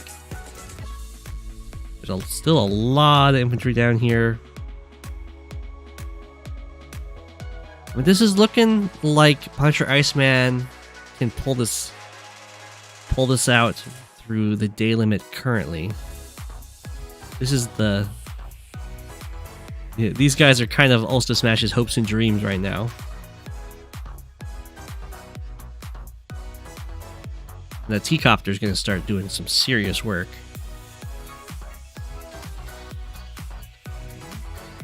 Anti-airs are on their way. No cities are falling right now. There's only 6 days left. Oh, PunisherIceman has to pull away from this city. Oh, but all of the full health infantry are actually out of range. No capture is going to start. Does lose the anti-air. Another Neotank for OlstaSmash. Now we have some infantry coming in range. This tank is just chilling on the city. Okay, gets off. Okay, we have this guy's in range of going for this capture. PunisherIceman recognizes the danger, starts moving some guys down here. Artillery got sights on this city. If just a single city falls, there's 5 days left for OlstaSmash to get a single city to tie, and then 2 cities to win.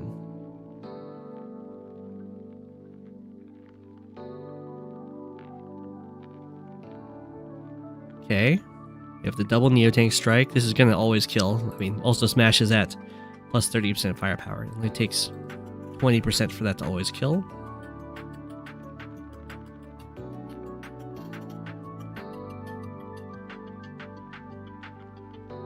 Right. Well, there's what PunisherIceman hates. And infantry is capturing that city. Okay.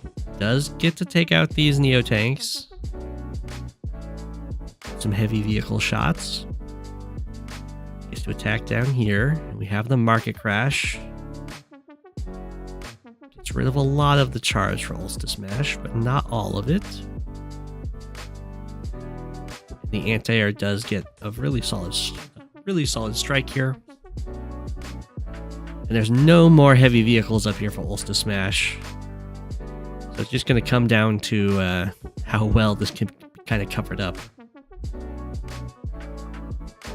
And if there's any opportunity down here to somehow get city capture. Lots of infantry attacks. Oh, things are looking kind of scary. PunisherIceman down here. Is the artillery strike on the medium tank?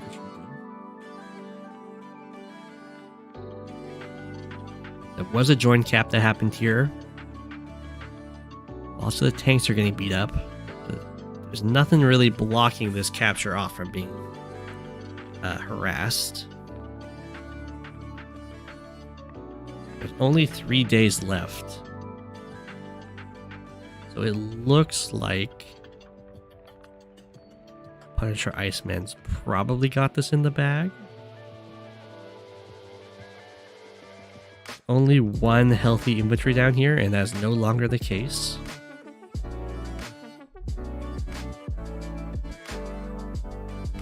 OlstaSmash does have a power. It's just enough time to get this city if somehow there's enough of a wall to protect the capping infantry.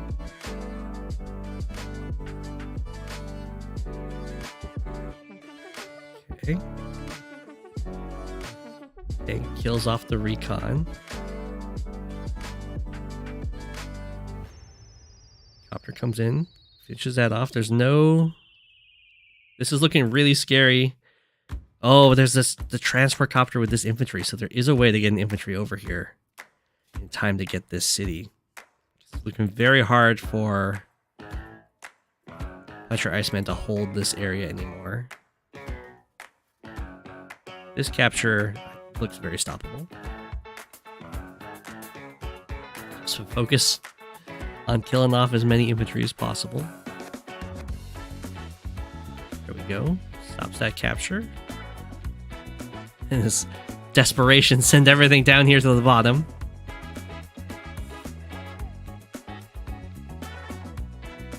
This guy killed off a 4 health infantry. Sure. Okay.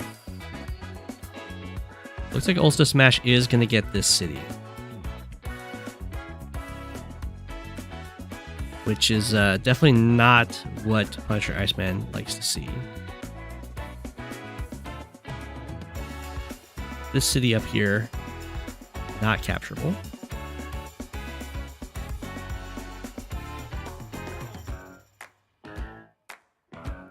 This does need to be blocked off. Okay, there we go. Okay. PunisherIceman is down a ton of units.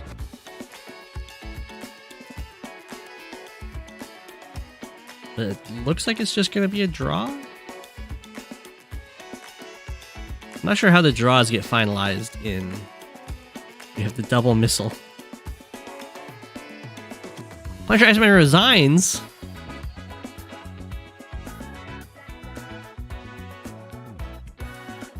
Why do you resign? That's a draw.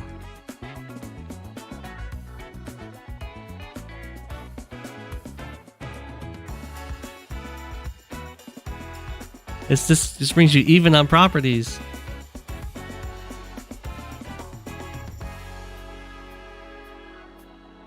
These turns were draining.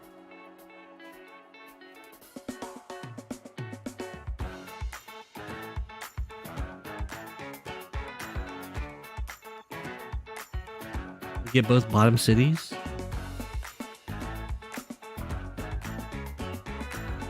Oh, I see. Does he get both? Does he get this city? I guess he has the bomber. This guy does make it there in time.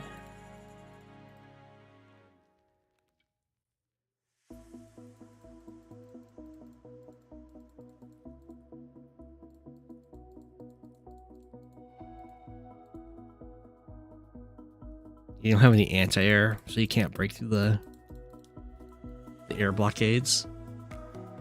He's got 2 more turns. Yeah.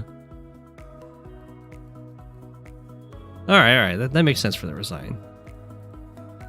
I'd still probably force them to actually get this capture.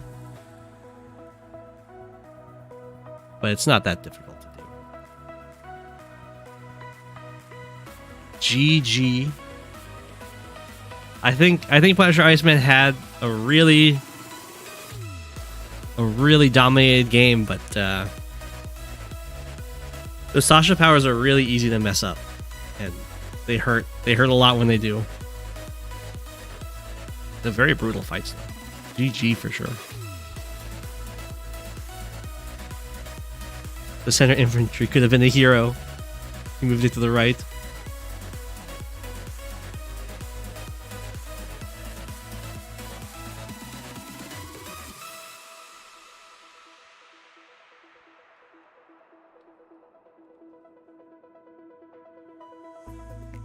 Got a Poland game against Benchwarmer.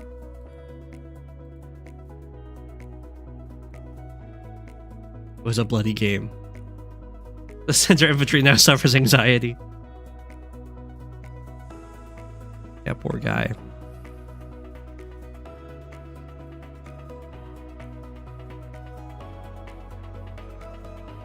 I believe this was sent in by Poland.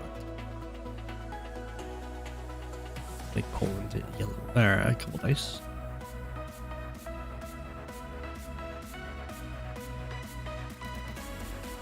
I'll double check. I think so.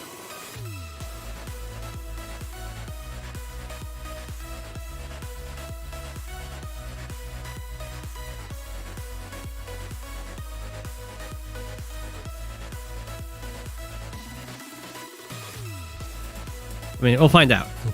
Poland did send in a game that says that they called it a very offensive game.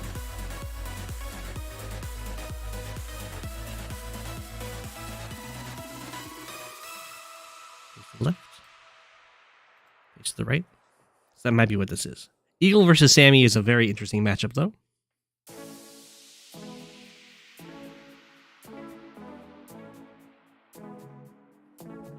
Didn't specify. Sami does go up and down in tiers depending on the map. And if it's fog, she goes way down. I think offensive as in offense and defense. But Eagle versus Sami is an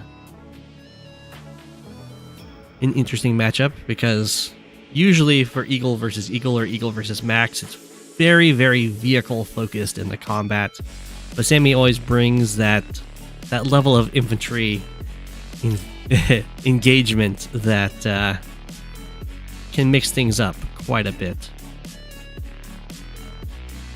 And the victory marches are, of course, pretty scary to deal with. Poland has a wild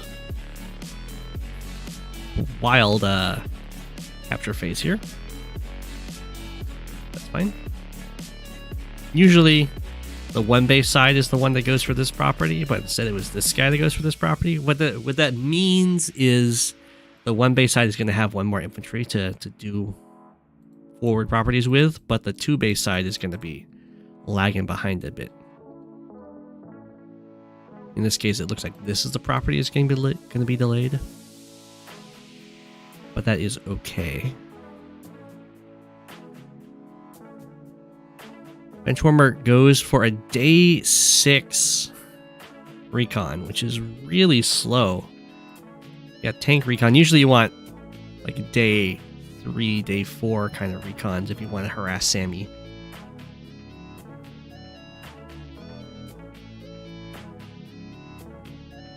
Okay. And these properties, all of the contested properties are, or almost all of them, are going uncontested for Poland, which is like the dream.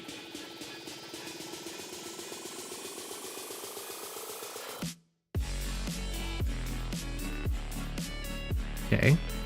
Wow, there's a 0% chance for that to kill because there's no comm tower, but I think that's still a low roll. Very, very happy for Sami there. I would not have gone for that attack for Benchwarmer. These are the most forward infantry that Benchwarmer has, and now they're both injured. So they're going to have a hard time exerting that same level of pressure when they go for captures. There's just another turn for Poland to respond. Poland decides to stay and fight, which I don't like. I think this guy should retreat to the tank safety. The harassment over here looks pretty good, although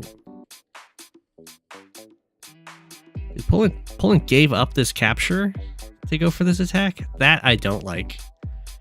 There's no way you're gonna be able to stop this overall. There's all of these infantry coming in and the vehicles, so I definitely would just finish this capture instead. Because if we're looking at like the possible reinforcements over here, Benchwarmer's got a ton. Poland has like nothing. And here's the capture that's happening, but since it's a 9 health infantry, Poland gets a whole nother turn to react to this. Decides to go for the tank first strike in the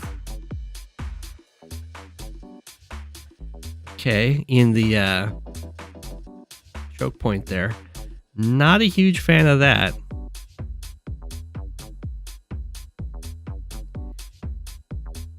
Mainly because it's just gonna involve vehicle fights. Poland also decides not to stop this capture and instead just injure this infantry. I guess he's gonna delay this capture. This is very easy for Benchwarmer to clear. Doesn't even have to use this tank. Could just send this tank like off over here into this corner, or not the corner, into the middle, and then hit this and then have the infantry follow up to finish it off. Might be what's about to happen.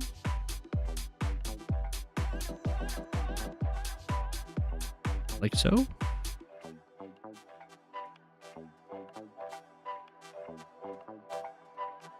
I'm not sure why this tank moved over here though. This tank is definitely needed for this fight around this property. But I guess, well, okay, it makes sense. There's a lot of pressure coming in on the right side with these Sami infantry threatening some cities. Yeah, the city does get saved by Poland due to the injured infantry having to go for the capture.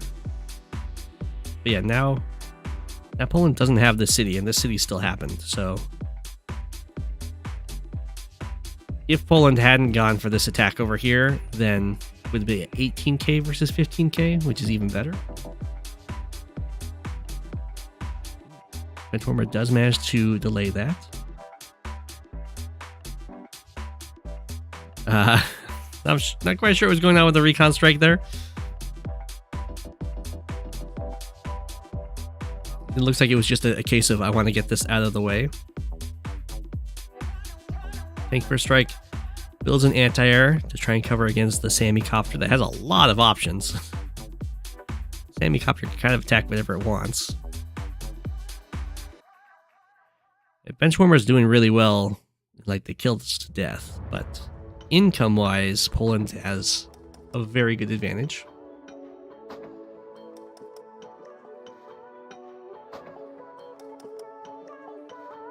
Gets to kill off these infantry that were trying to interrupt, which is nice. Takes out that tank. Takes out the infantry. I mean, if all of the infantry for Benchwarmer get wiped out on the left-hand side here, that'll be very good.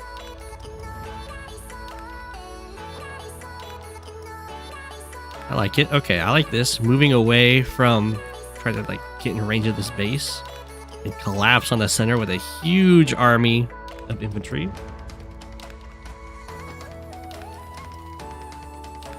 You guys do get picked off, but that's okay. Tank goes down. You have the anti-air is going to be very awkwardly placed here. It's covering these units against the copter. The copters have this mountain range to play around with to help protect them. I imagine we're going to see copter plus infantry takes out this guy. I'm surprised we haven't seen a single copter from Benchwarmer, but that probably just has to do with the money. It's a little awkward to go for. But the Eagle copters are going to be way, way stronger than these Sami copters. There we go. The Sami copters do have minus 10% attack, while the Eagle copters have plus 15% attack and plus 10% defense as well.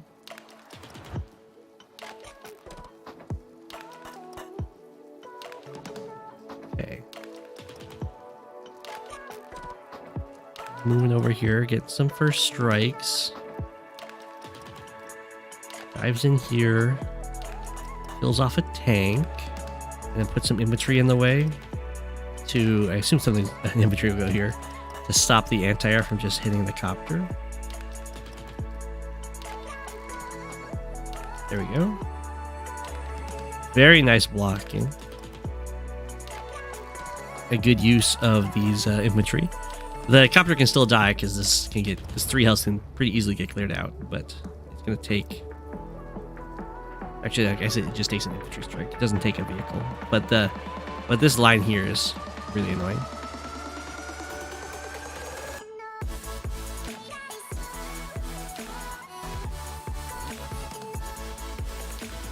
Okay. Ooh. Okay. Wants to go for that copter instead. After the infantry, just a nice double tank strike.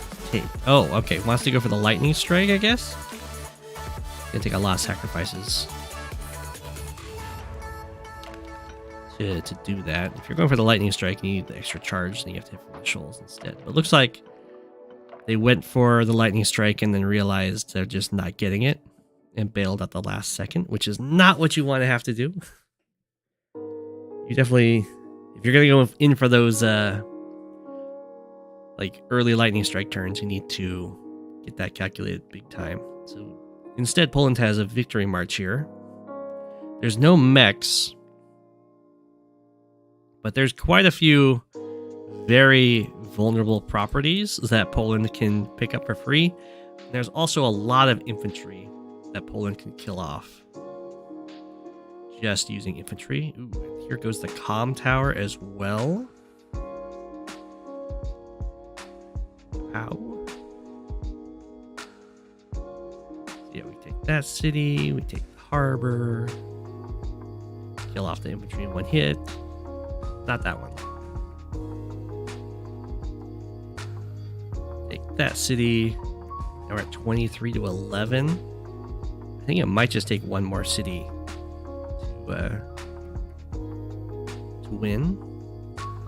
Looks like there isn't one in range currently that can be captured.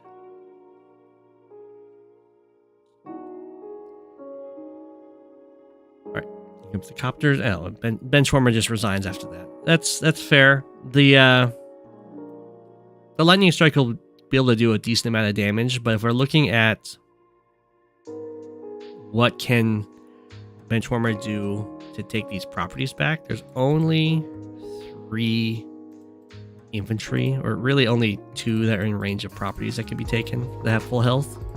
Okay, we still have to walk a bit.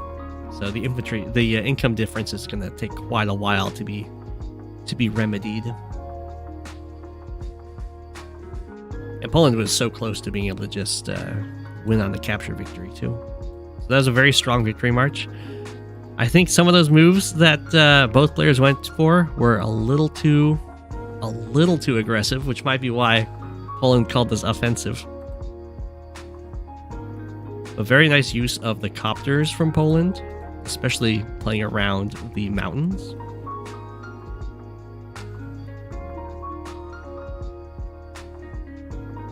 And then Benchwarmer trying to go for like a lightning strike here really hurt. Because that involves having positioning that is like really negative for you, in having to go for like bad attacks and then leaving cities open and all that. Access granted. And yeah, it's nice to kill all the infantry during the victory march too. Exactly. It worked out very nicely. GG.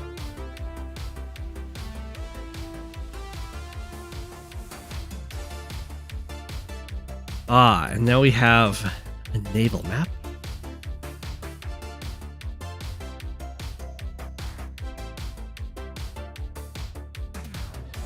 We've seen this map once before.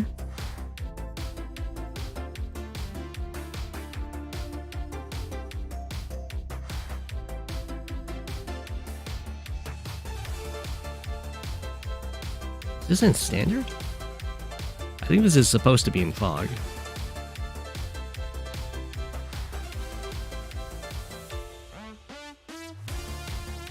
Eagle is someone you kind of have to be aggressive with, that's true. Otherwise the lightning strike can get you good.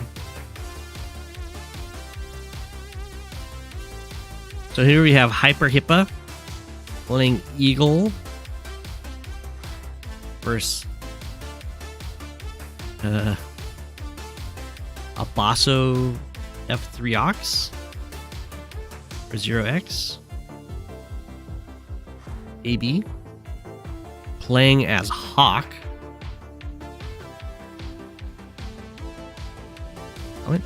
I'd imagine Hawke is going to be advantaged here, although. So Eagle has the there are airports on this map, so Eagle's gonna be very scary. But Eagle does have minus 30% attack on his naval units, but at the same time, his super does still refresh naval units, so he can have some really scary turns where even though his battleships have like less attack, they shoot twice, or they get to move and shoot.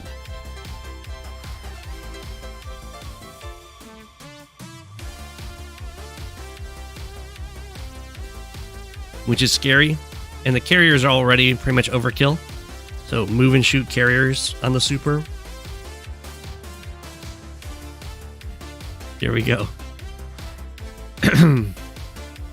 But Hawke has, of course, global damage with his own power. And I'm pretty sure this is supposed to be played in fog. If it's in standard, what's going to happen is there's going to be a lot of zoning. And Eagle is going to have absolutely perfect information for setting up those lightning strikes with all of those indirects. I would definitely prioritize going for these airports, which we have them going for. And then just money in general. Looks like they might have triple income. They do indeed have triple income, so it's 3,000 income per property.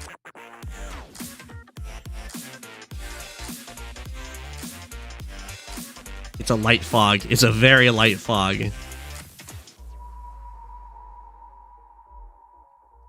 Okay, so we have the sub built for AB here, and we have a sub built for HyperHypa as well. Must be what this cruiser's out trying to hunt.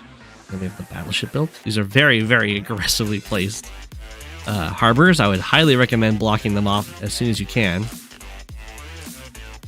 So like this guy, go sit on this harbor. Sure. That works too. And then it's going to come down to how well can you kind of defeat the other harbor. They're doing the same thing with the battleships over here. We have the cruisers approaching the subs. Sub moves up here. The subs are hidden, so they're actually invisible and can't be seen. Oh no! So here, HyperHypa kills off that black boat, thinking that this is probably going to be safe, but the infantry can just step onto the shoal to reveal it. Which is not good. And we have the bomber coming out. These bombers are going to be very, very good. They are strong against boats. And going to have a lot of targets. And they're going to have lightning strikes to maximize those targets. Looks like the battleship interrupted the capture down here.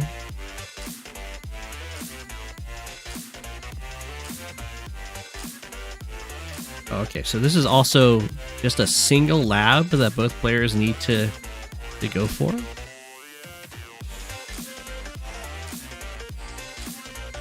with the cruiser built over here, carrier's making sure to cover the airport. Lots of black boats chilling over here. The battleship and the carrier and the sub are encroaching on this little main island here. The bases aren't very important. Oh no, the carrier moved into range of the bomber. And the cruiser is now sitting on the harbor. Oh no. But yeah, these bases are not very impactful. The most things they're going to build is just like infantry. It's all going to come down to these airports usually, these naval maps, and whether or not you can lock them down with carriers. And pretty much anything you build on these islands can easily get bombarded to death by battleships.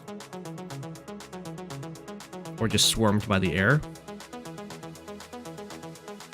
Oh. For some reason, HyperHypa stepped off of that harbor. Well, I wouldn't recommend that. Missiles trying to get away and keep some zoning going on.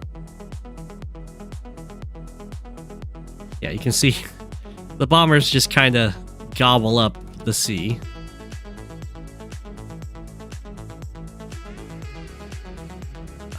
Hopefully stealths are banned. Otherwise, Eagle will really be unstoppable. I mean, he's already going to be pretty much unstoppable with double turn bombers and everything. We see our first black wave, which did a lot of damage, although not enough to actually put Hawke above Eagle in value. Like 70,000 damage? Did 70,000 damage. When you do 70,000 damage with your black wave and you're still behind in unit value, that's a bad sign. That's a really bad sign. Okay, so this harbor is going to get covered. This one's going to be producing a lot of stuff here. The bomber is trapped on the sub. There's no black boats in range of these subs currently. They're definitely at risk of just running out of fuel.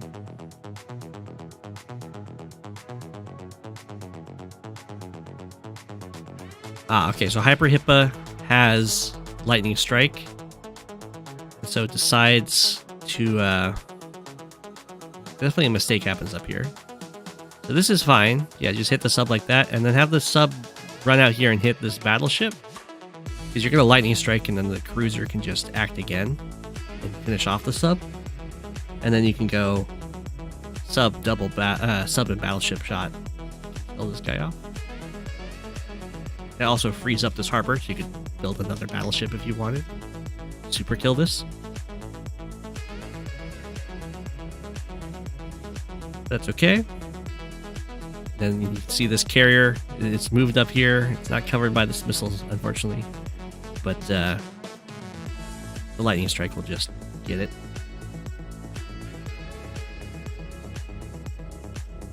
So, plow. Same with like over here, this battleship really shouldn't have attacked. Instead, you build a cruiser, and then the cruiser would come out and hit the bomber or hit the battlecopter.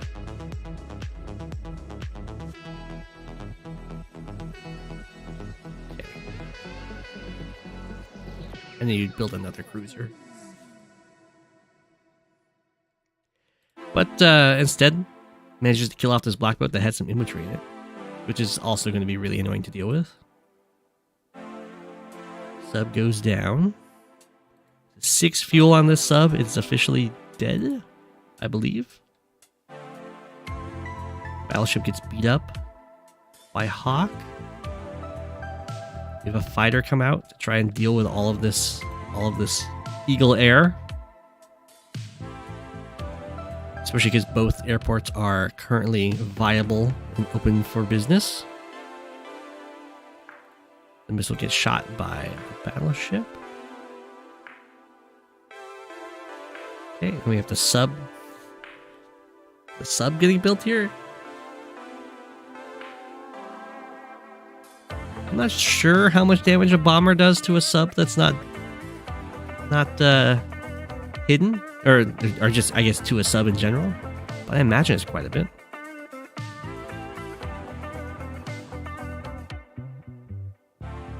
I don't find these games. The games get sent in to me. Yeah, the ports in the middle are pre-owned. You have to cover them if you want to stop them. Okay, apparently bombers hit subs for a lot of damage. Well, it looks like AB here is trying to take this comm tower away from HyperHypa, which I respect. There we go. Black boat on the harbor, locking that down forevermore. All right. Battleship finishes off the carrier, and the bombers just kind of swarm this entire area. Another way of stopping this from building stuff is having so many bombers around that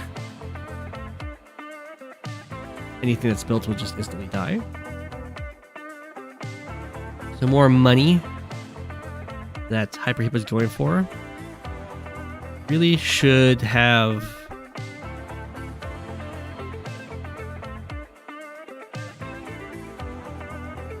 It's fine.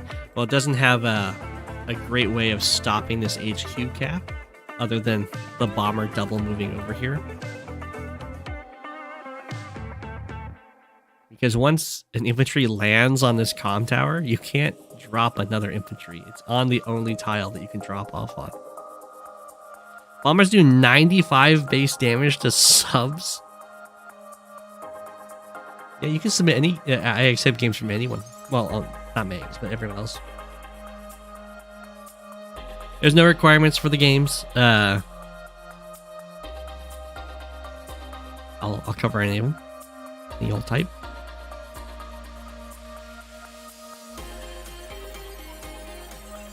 We got the Hawke Black Storm. Again, gonna do a lot of damage. Like 80,000. 80,000 still behind by 40,000. I would imagine Eagle is like top tier in on a map like this. There's so much strength to the double turns, and the air just completely rules the seas.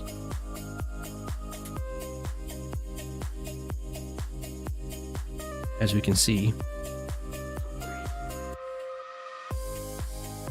Not sure why this fighter is going down here. It can kind of go up here, kill off this battlecopter, and then with the Eagle super, it can get repaired back up to full if it wants to, and then come over here and kill this bomber.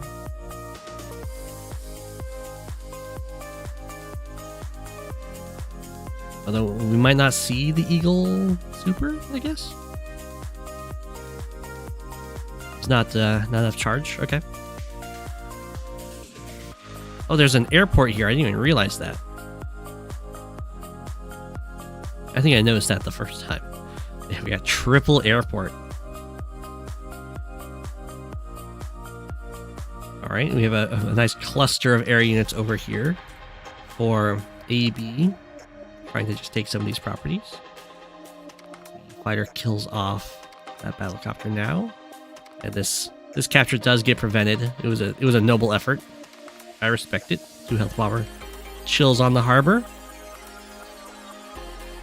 Just trying to get some more money. So there's so much money that HyperHypa can currently do triple bomber every single turn. Oh, we have a lightning strike this turn. I don't see a great lightning strike opportunity. I would have saved it until there's more units within a 2-turn range of this little cluster, because that's like the last forces that AB has to wipe out. So that was a little bit of a questionable lightning strike. Oh, down goes the sub. Unfortunate.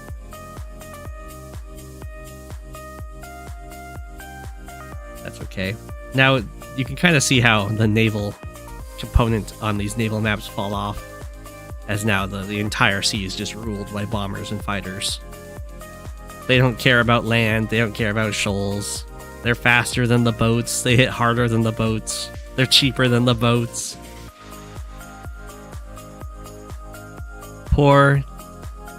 The poor Navy.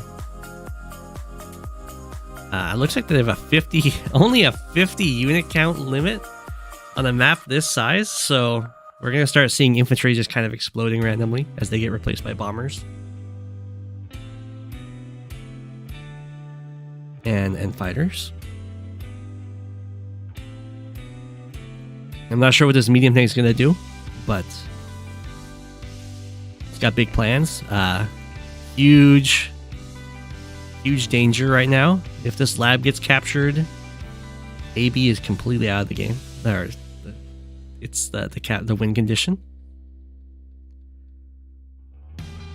I don't know how you possibly save that. There are some battleships on the way. Cruiser guys, nice hit on that bomber. Smack. Then here we have fighter on fighter. Ooh, an aggressive attack. Try and take this little island. Potentially go after the lab of HyperHypa's own.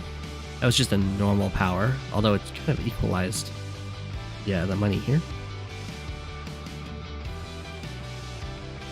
Okay, fighter comes in. Fighter goes after the bomber, kills it off. Fighter almost gets the kill. If the repair happened first, it would have done it. Bomber stops this airport. The other bomber finishes the cancel there. Some more boats getting beat up by bombers. You hate to see it. The lab now has an infantry on it. Sub goes after the battleship, then comes the battlecopter. Here comes the bomber. Here comes the fighter. The black boats over here can repair the carrier. Make sure this is always going to be locked down. And we have the lightning strike. Finish off all of these air units. And these boats. So it's a brutal world out there. Eagle is very good in high funds and is extra good in super high funds, which is at 3k income. GG. Eagle stomps Hawke, which you're gonna expect when you've got triple airport and super high funds. Pretty wild when every turn you can build more troop value than the cost of your super. Yeah, 108,000 income. I mean, I've played on a few maps like this, and it's always the airports that just dominate everything. The boats just cannot keep up with the power of air, especially at the cost that the boats have. Like, you need the triple income so that you can actually afford to build boats. But when you have triple airport, you're no longer going to be spending it on the boats. You're going to spend it on the better air units. So most naval maps have to either like not have airports or have really bad airports in order to make the navy shine. Which is unfortunate because then the carrier isn't that good. Same with the cruiser. I guess the cruiser can still fight the subs.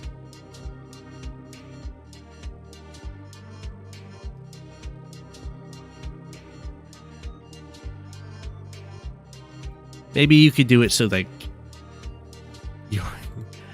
the only air units you can build are battlecopters and transport copters or something. Just stop the bomber span.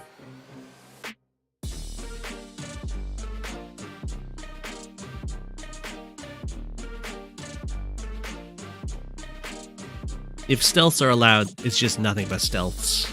It's a nightmare. So we have Neverlocke on Flamewreathed. Neverlocke versus Communique. And this is an interesting map. You've got triple base on one side and single base airport on the other side. You always lose on this map. It's very awkward. The important things to keep in mind is that you want to try and get your control over these comm towers in the middle very early. This is like a huge hot spot for conflict, and then everything else can kind of just come, when it does. But this area you have to focus on for when there's a comm tower there and very contested cities. If you get triple comm tower against single comm tower with a triple base behind it, good luck. You can go for these islands whenever you want. You can do it with a black boat from over here. You can do it with a transport copter over here. There's some really scary artillery pressure. Lots of pushes going through this choke point over here. Often relying on some heavy vehicles. Neverlocke's going with a very early recon. And you can see here Communique is going to go for a base skip-ish. Yeah, this is something I favor. The idea is that this base is more important than this one because it's closer to the front lines. And so I'll just capture both of these at the same time instead of the way that Neverlocke is going, which is capturing this one and then capturing this one.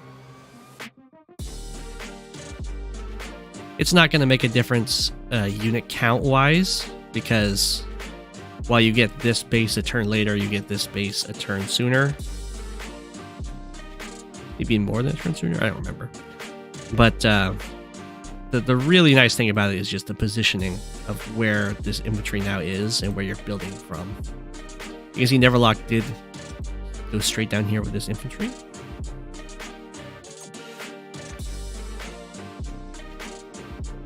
And we have the recon, making sure to try and contest this area. And I have the base skip from Neverlocke to get this tank as well.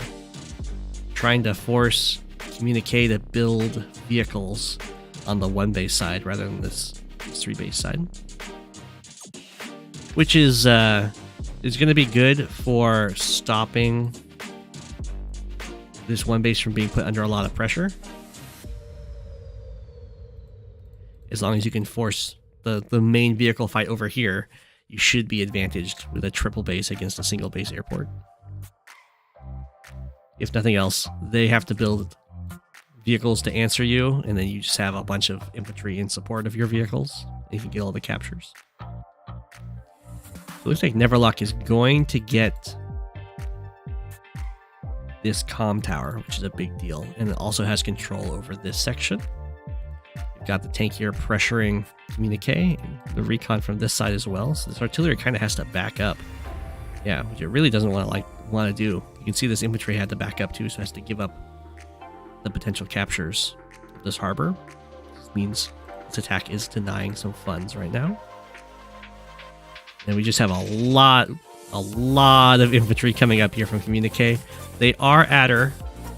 So like infantry and mechs will get a nice bonus. I wouldn't finish this capture right now. Oh, no, it's fine. If this tank wasn't in range, the tank is in range of the comm tower. If it wasn't in range, then I would just go for the comm tower before this guy could get to stop me. The recon finds some free hits over here. We have the vehicles coming in. The nice anti-air built prophylactically against potentially a copter.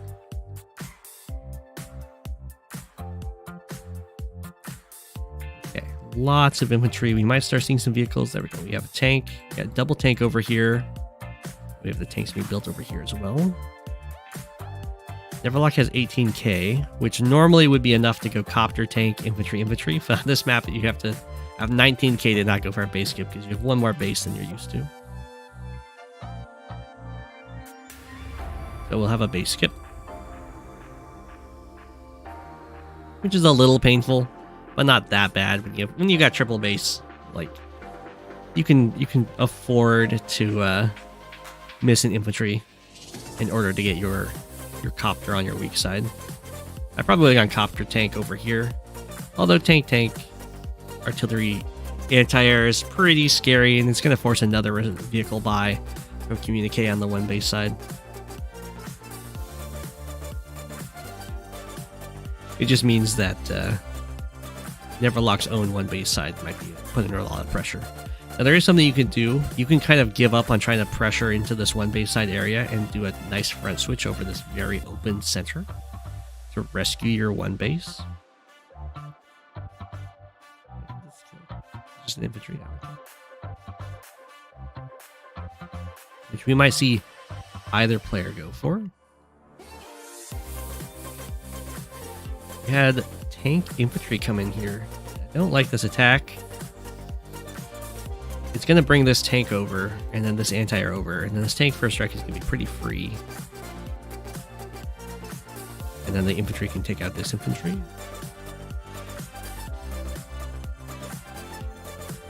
The Communique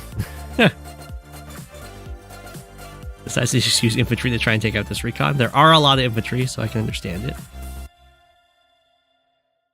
Oh. That works too, yeah, okay. Anti-air can kill this off, and you can do something else with this tank if you'd like. But definitely mech infantry clears this off. You don't want to miss that roll with the mech. It might not be... Oh, no, it didn't even attack it. Okay, well, now Neverlocke is going to get double comm tower. But it looks like over here, Communique is going to go for the same thing.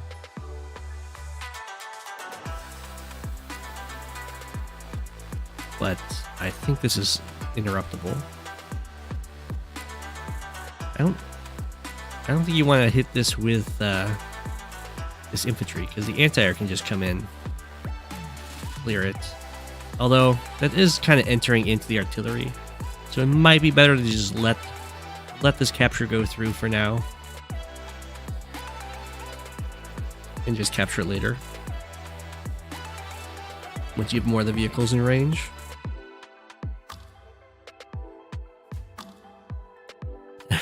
This recon's getting a lot of value. It's injuring a whole bunch of infantry, but it is going to get taken out as it's been swarmed. Okay, there's a similar idea over here, is let the comm tower go through and then just capture it later. And since Neverlocke is kind of completely backed off here, this is guaranteed capture. Ooh, we got the copter chains coming out from Communique over here. Neverlocke is up a lot of income here. Whole bunch of first strikes happen. Artillery comes forward. Anti-air is covering against this copter. I imagine we're going to see another anti-air build. Recon sadly dies attacking here. No, only a single anti-air.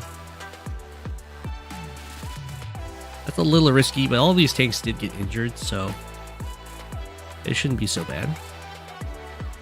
Get the side slip while having double comm tower. Oh, copters recon through to the artillery. We have a copter over here for Neverlocke in the center. Weird. I would definitely keep capping this and then have the mech step here. Take out the tank, probably. Gave up a lot of pressure. But it looks like Communique isn't interested in trying to fight this, and is going for the front switch over to the weak side to try and save that. But that was a very nice attack. 1, 2, 3, 4, 5, 6, 7, 8. If this had been an anti-air instead of a tank, then Neverlocke's super would be able to reach here with the anti-air, and then both of these copters would die. But as is, this Block Rock will only get one of these copters. You do get the artillery shot, though. For that copter from that side. Sure. Then the mech goes down.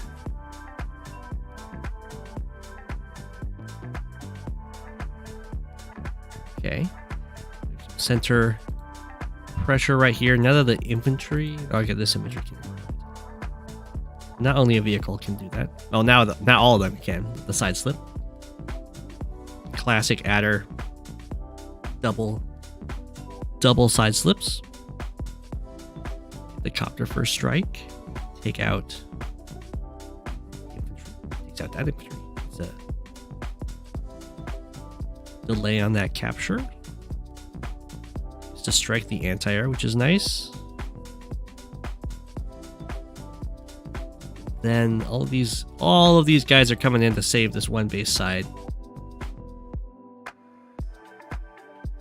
With a lot of flexibility, because they can also start moving up if Neverlocke gets a little too careless around the HQ. So artillery gets finished off here. See some tanks go down. So anti-air just goes in for an infantry hit. Aggressive transfer copter. There's like a fight going on here, and the transfer copter gets built.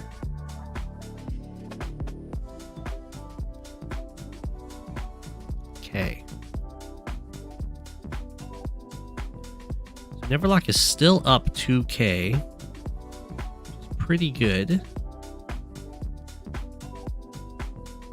Communique is diving in here now with copters and tanks, but these are pretty injured, and this is the 3 base side. And it's happening like I would like this a lot more if the infantry were with this attack, but since they're separated, this is gonna get pretty bloody. And it kind of leaves some openings for Neverlocke to go for some shenanigans with infantry, should they desire to. Although it looks like they're not going for it. Going for that stuff. They're just falling back. And there we go. We have the medium tank to start cracking through this. Looks like Neverlocke is favoring the black boat to go for these city captures over the transport copter. I think I also favor the black boat on this map if you've got the money for it. It's a really nice blocker, this entire middle. A real hassle for tanks to deal with. It's too bad that battleship, the battleship is banned on this map so that you can't just take this harbor and then lock the lone base right away.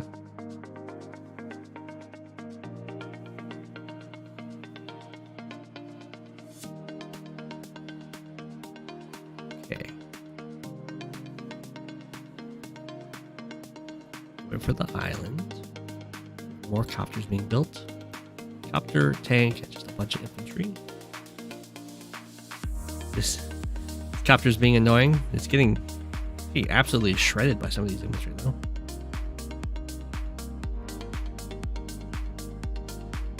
Artillery is in place to be really obnoxious and just harass this capture.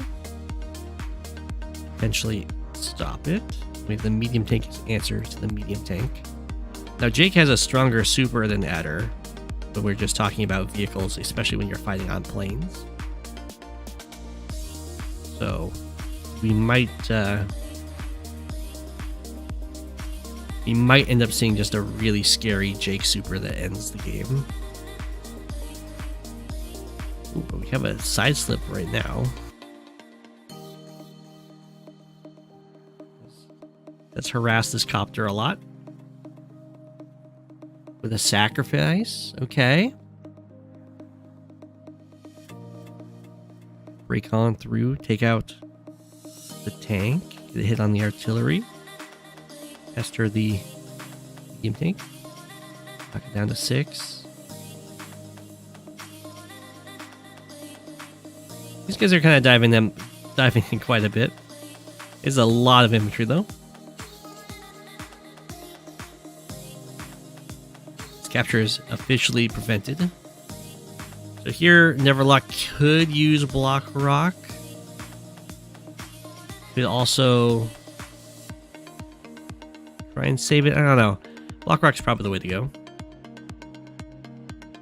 You're gonna see it's the equal amount of bonus movement for all of these vehicles, but it's a lot more firepower on the planes. This is pretty nasty to deal with. For Adder there, because this is happening. All this fighting is happening on the one base side, and there isn't a bunch of reinforcements currently in range.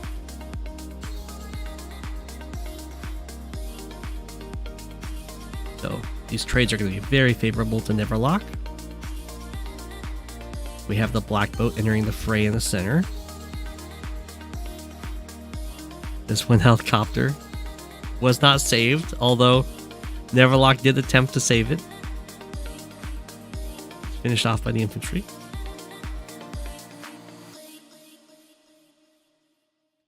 Anti-air unfortunately cannot find a way to hit this copter, so it has to fall back. Lots of infantry being used. We got double boost. The mechs there. I mean, Adder mechs are pretty good. The main problem they're going to have is that they can't easily make it to the side that's getting beat up right now. Anti-air gets hit. 5 health medium tank goes and beats up a tank. He gets covered by a full health artillery. Very nice.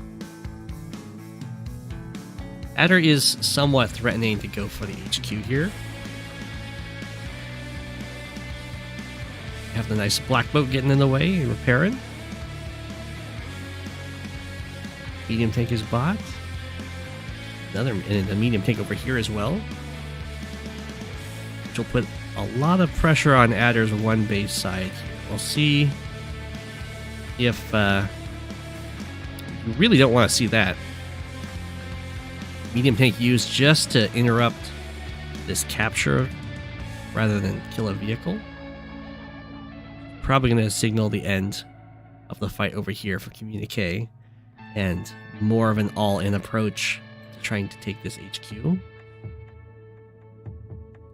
But with the black boat here, you can always sit it next to your HQ to make it harder to surround. Give yourself a nice tile that's almost guaranteed to be available.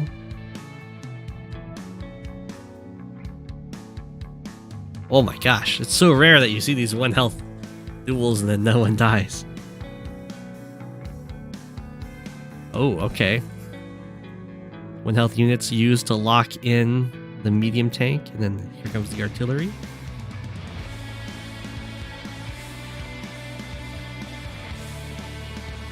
Been pretty scary for this poor medium tank. It has 2 artillery staring at it right now.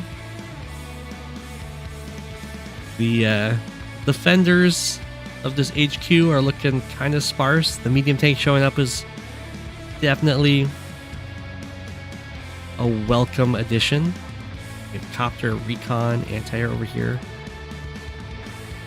Okay, so Communique is looking really low on the unit value, and I would say the one base side is looking very dead. So everything's going to come down to whether or not they can actually manage to get something going with this HQ. Neverlocke actually did put the black boat next to the HQ, making that spot available. Although I don't see anything that's really in range to utilize that, so probably needed that black boat just on the front lines being annoying.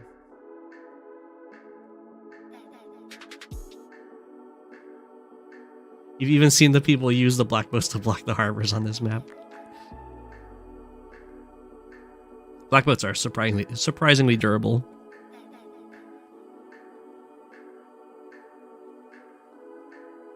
Okay, so yeah, this is a very scary attack on the HQ. It looks like the comm tower is also going to fall.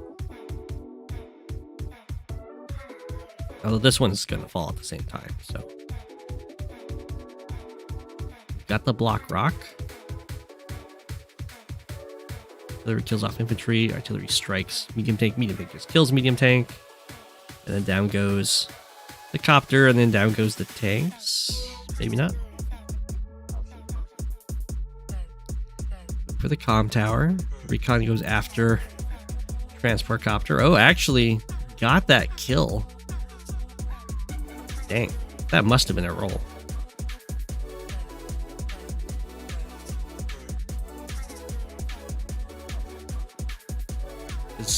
That's not planes. I guess it is.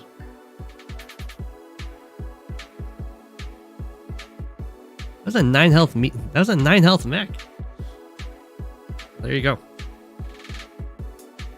Does manage to delay the comm tower.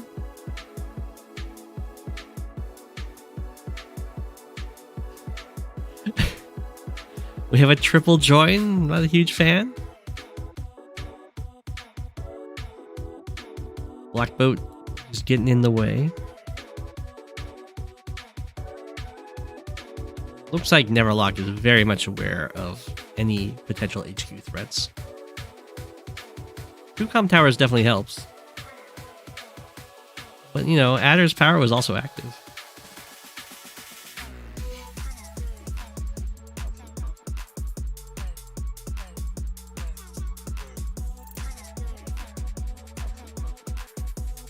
Oh, the artillery. Okay, so there was a join cap here. It can be stopped by Neverlocke if they delete their tank. Or no, they can just save their tank. They can just kill off this infantry with the recon. They don't even have to delete it. The airport has now been locked over here. Didn't do that though. They instead attacked here, but that's Actually, no, the copter can just fly around. What am I talking about? 1, 2, 3, 4, 5, 6. Get this guy gone. There we go. Copters can ignore rivers, as we all know. Is that really the only choice for this medium tank? I guess nothing can reach.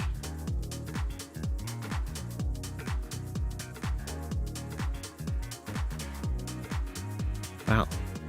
Just can't reach any of these infantry that are defending the artillery.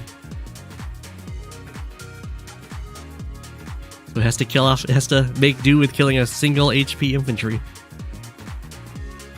Okay, so now Communique's HQ capture looks to be pretty much foiled. And the one base side is super dead.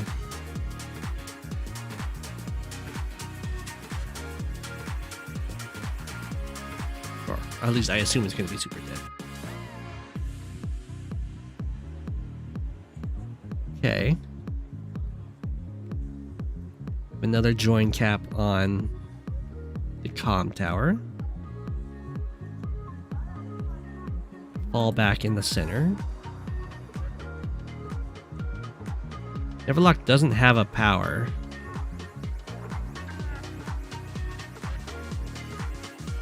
So I think this goes through. Although I thought the previous one was going to go through as well, so I don't trust damage ranges. Okay, it does indeed go through.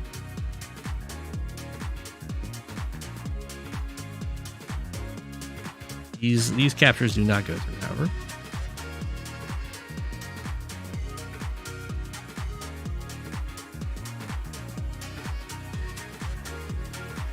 A should kill 7 HP.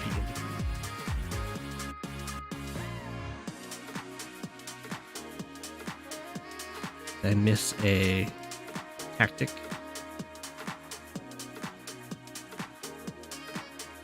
In the previous turn.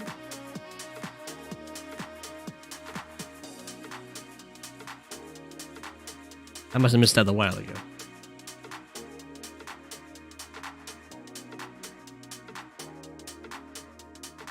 It's fine.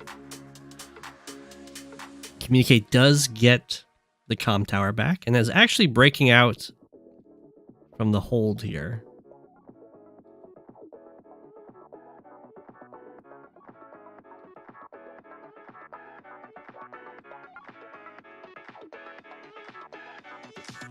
Falls back over here. We got the triple copter attack. Now comes out the anti-airs. Ooh, that was a double base skip. Hate to see it. Ooh, the medium tank. Killing that artillery. Now it's now it's Communique's HQ that's looking a little flimsy. This black boat should really come down and start repairing this. Capping this city. Yeah, it's got its own. It's got its own worries. It only has 20 fuel left. Communique has freed the airport. Neverlocke did anticipate this though and has an anti-air ready. Communique resigns here. Yeah, I don't know how. It's looking rough around this HQ. These units aren't quite in range, but as soon as this black boat comes down right here, blocking off a side of the HQ and also repairing the capping infantry, that's going to be hard to deal with all these units. So GG, a very big bloodbath. Both players managed to swap these comm towers. As you expect, you can see a lot of fighting in this area. This harbor never got captured, all thanks to that very early recon and tank.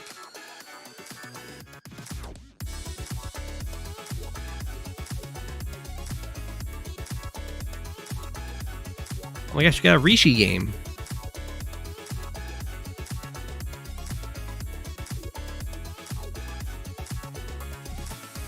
Rishi is here. First P-Dog. on, and just what are we doing? Oh, this is a tournament game. This is round 4.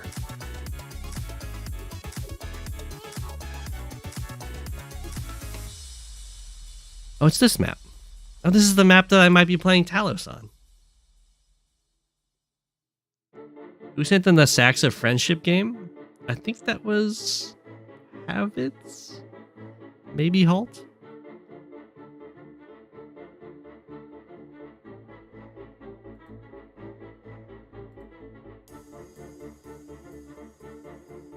I don't know if this was sent in by P-Dog or Rishi, but Rishi's Olaf, so you get to be the pain. As it's only fitting.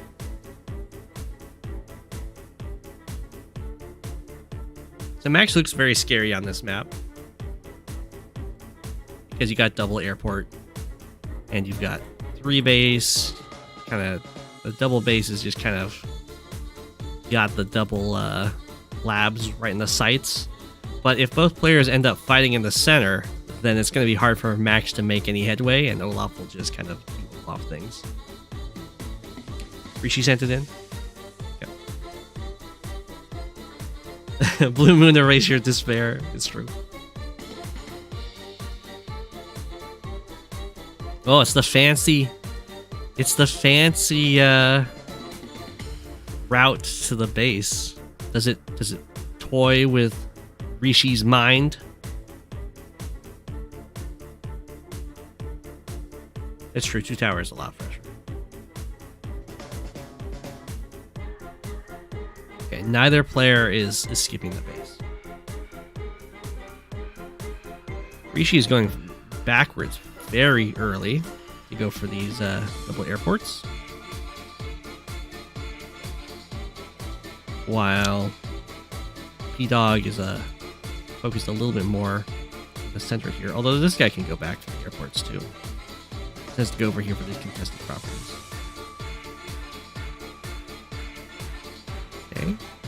Comes the airports for Rishi, and then also the tank to match P-Dog's own max tank over here.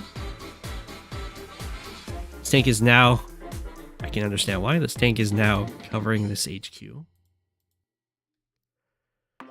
Not HQ, this comm tower, I should say. Get the double tank. 2 base sides, just nothing but infantry right now. But that's fine.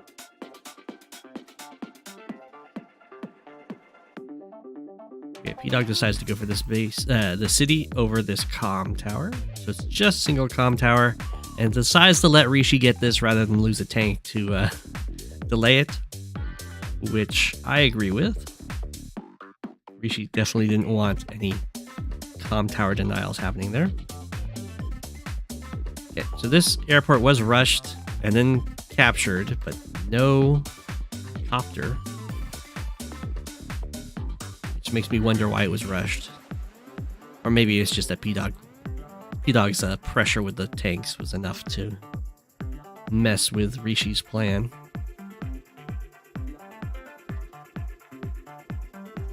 There's also surprisingly few good planes here.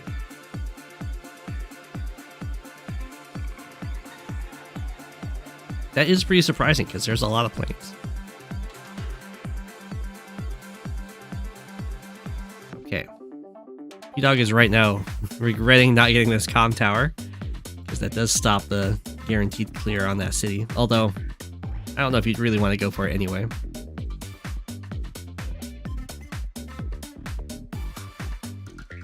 Ooh, Center City. Very aggressive. I don't know about that move because there is this artillery that can kind of come up and support attackers. There we go. The attacking in here. And Rishi did get the double comm tower, so that's going to be guaranteed clear. Here comes the artillery and the tanks, yeah. Making sure to keep the choke point on lock here with the city. Did attack in over here. I'm not a huge fan. 1, 2, 3, 4, 5, 6. I think using the tank here and then just building a copter to cover looks pretty good over the infantry.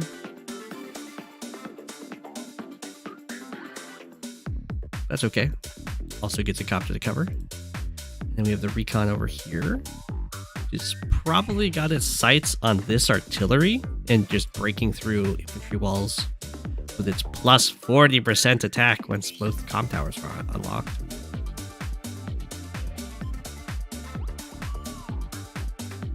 Okay. Here comes the copter. It is going to get to be very annoying because there's all of this impassable terrain for anti-airs.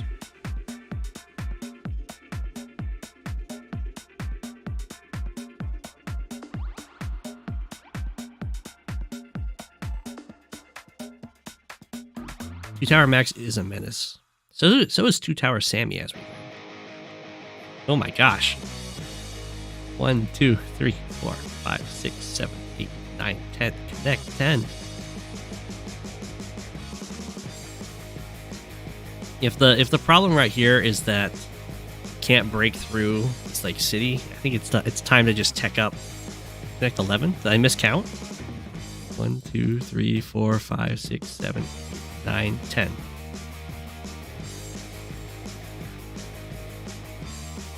Am I just miscounting every time? It's definitely 10.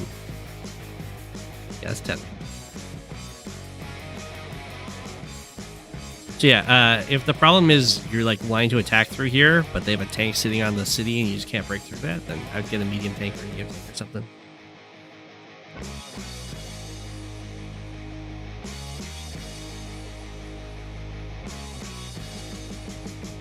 Since Max can't get indirects. Oh, trying to start a fight. With a bunch of tanks behind it and the copter behind it. 1, 2, 3, 4, 5, 6, 7, 8, 9, 10.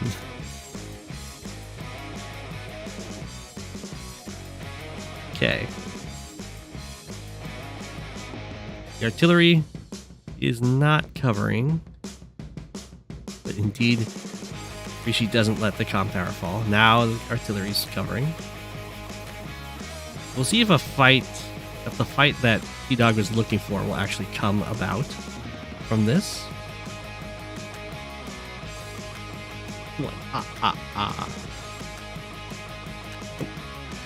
So far it's an infantry for an infantry trade. Very forward copter there. Just out of range of the anti-air. And there we go. There comes the medium tank. Oh, it's a medium tank in response to this medium tank. Okay. Only a single copter for each player. It's pretty weird considering it is a double copter map.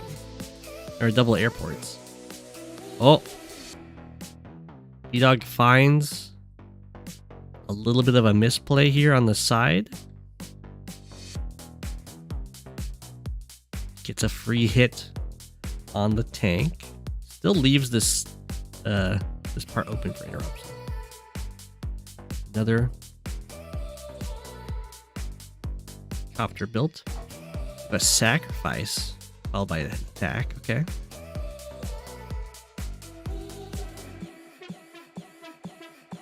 Oh. She falls back.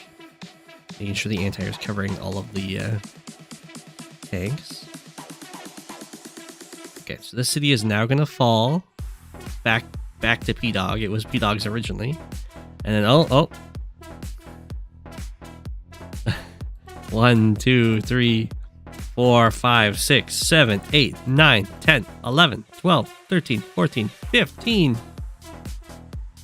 Rishi almost has a similarly lengthy line, but it's broken out at the C tile.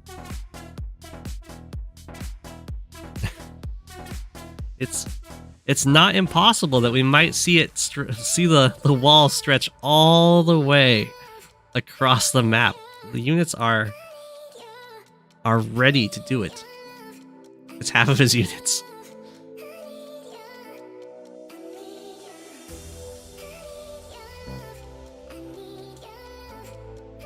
I do 2 tier 0 games.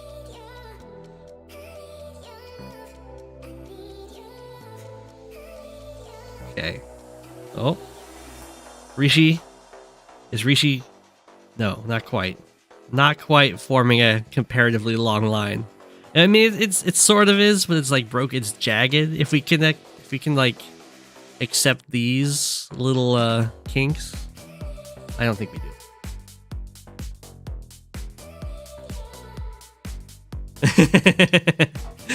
That is the secret tech to beat me in live. If you just put all of your units in a line, I have to keep counting it.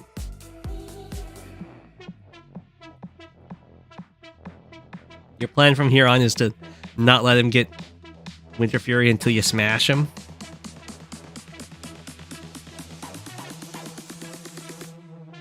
Well, having giant infantry lines will help with that because it's really hard to get charge off of infantry.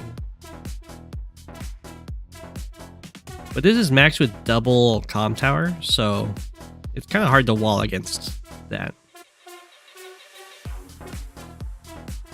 Okay, the walls are shifting in their forms. We have some more copters as well.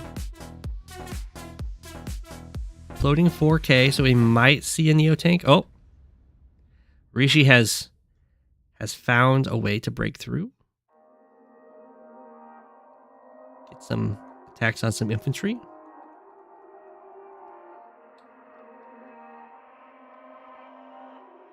Okay. We have some artillery in place here, which are pretty nice. Helping against Max. This is a I think this is a clearable medium tank though, which is pretty scary.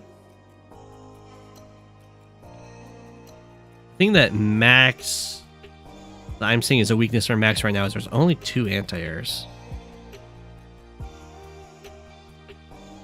I guess it is only against 2. I guess Rishi only has 2 copters. Never mind, that's fine.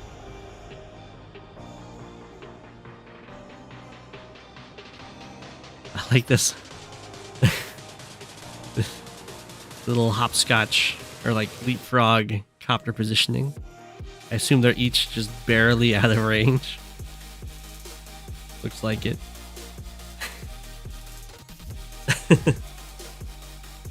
You're basically trying to drip feed some power charge.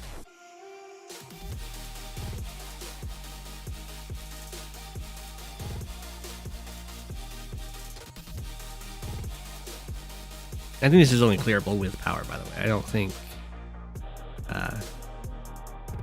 medium tank plus tank kills medium tank on city at just 140.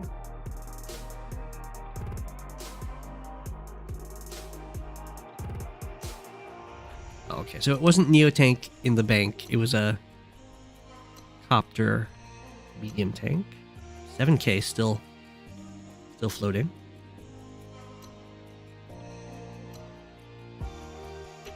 Okay. Very small fight over here. I thought it might turn into something. Oh. Tank goes down. And then everything else retreats. A little attack over here to stop any captures from happening. Well, I can see the charge is building up. B-Dog is going to try and force a fight here. The artillery are again not in range.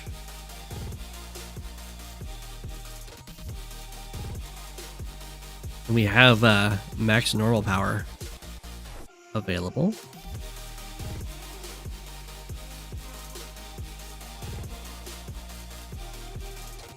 Very rudely, this tank decides to stay on the comm tower instead of moving here and completing this line.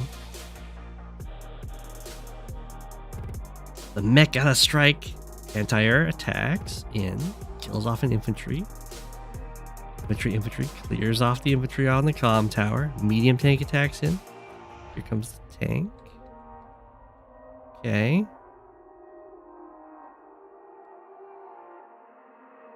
Rishi still needs quite a bit of charge, although the medium tank does help that a lot, yeah.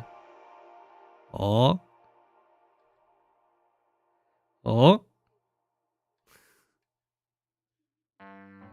Hey, there we go. So now the Winter Fury happens, which makes Rishi very, very happy. Oh no, you checked the game mid this turn and we're unhappy. Yeah, you always have to be really careful with the strong units like medium tanks, neo tanks, and anti-air, you really don't want to leave them vulnerable to being sacked into.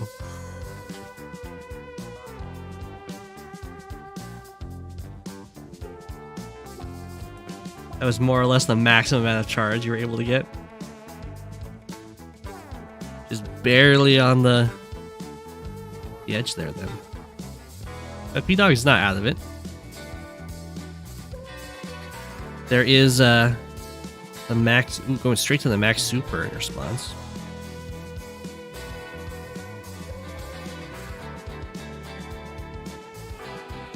Take out the tank, take out the infantry.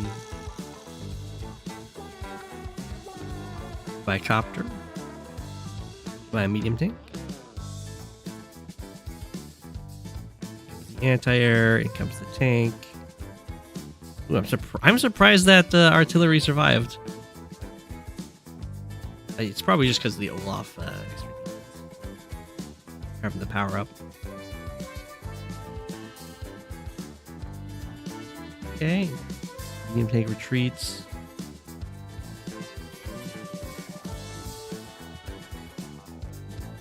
It is certainly a pretty sizable amount of damage.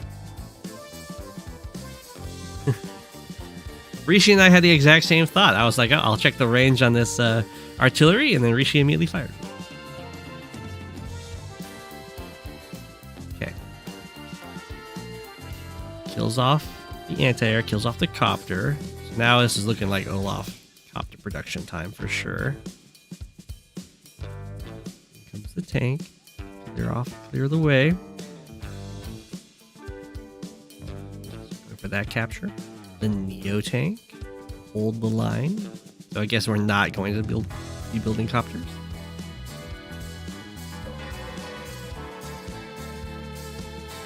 Artillery. So we have the this is pretty scary. There is a Neo tank over here.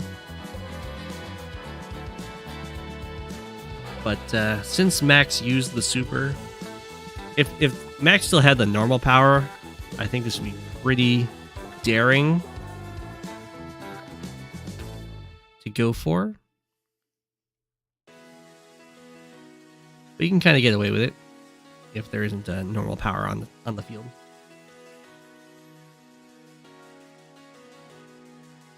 The trick is that you read the Jokes Olaf guide.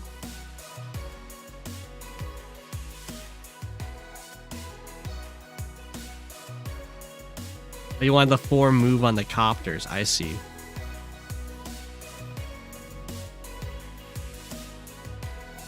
I see, that's why you went. Barely doesn't get the kill. A lot of pressure over here.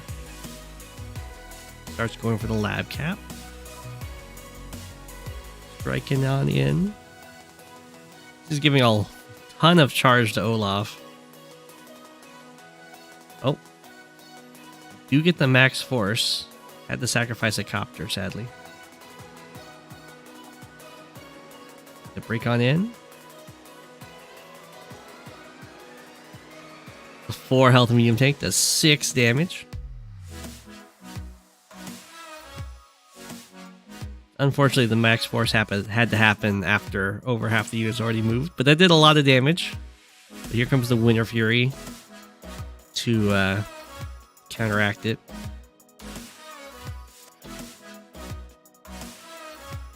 Copter. The mech hits the anti-air. That's pretty nasty. Oh my gosh. That anti-air can reach that copter too. Neo tank is the strike here. Oh, this is looking very GG. Not only is this like a ton of damage, but all of these units for Olaf that are kind of smushed up against stuff they really don't want to fight, or not Olaf, for Max, they can't get away because of the snow. So they have to just move up and fight, and then yeah, P-Dog resigns.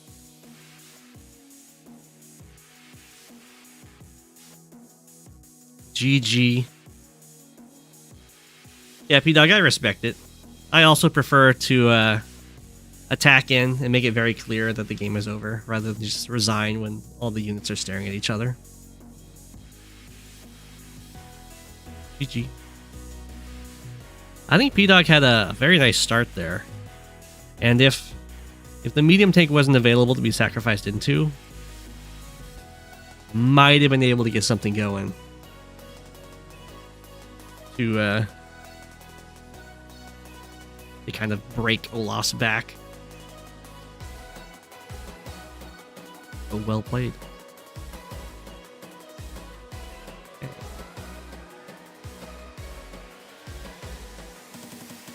Got Testu against Genesis.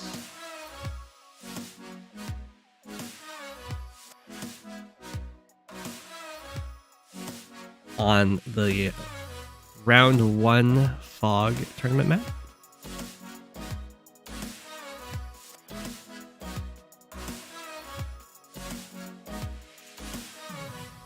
Yeah, a little more patient with the power line for sure.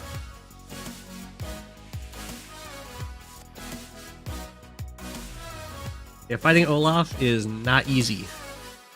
Not easy at all. Okay, so we have a Sami mirror on this map. I've talked about it a few times. So basically, we've got a foot soldier only base. It's contesting all of these center properties against a lone base. So if you can ever get your opponent to be trapped into just endless infantry fights here, and then your second base over here comes online, and then you can just take the one base. That is a common trap on this map.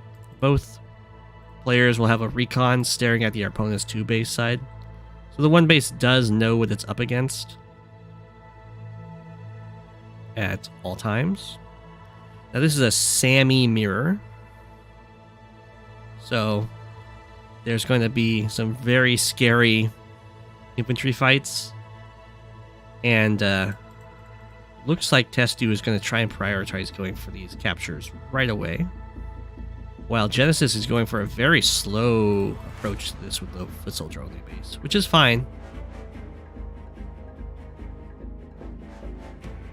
I would kind of prefer if these 2 bases were doing opposite things, where this one was going for a more slow approach and going for all the captures around it, and the foot soldier only base was harassing the lone base. That's okay. You can like look at these captures and be like, oh my gosh, that looks really good for Testu.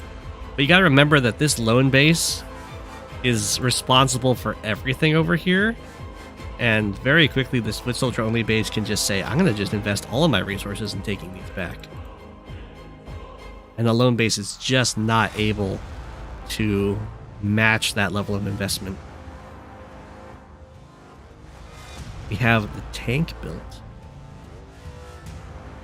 You can see it's kind of happening over here for Genesis is that the lone base is having to match infantry to infantry against the foot soldier only base, which means that none of these properties have actually been captured.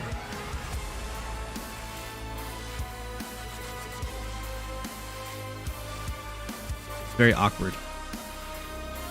And I think Testu is gonna decide to give up on fighting here for a bit and go for some of these captures. And built a tank here. I'd prefer going for either artillery or recon over the tank, especially after this move here. Tank hits this pipe seam, which reveals that the tank was built. Not only does it reveal the tank was built, it reveals exactly where the tank moved and where it is right now.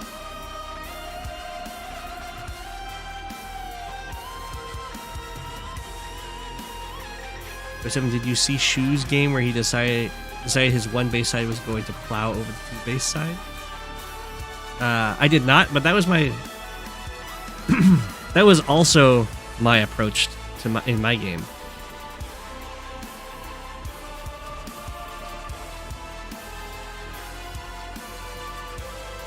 So I'm glad we had a like plans.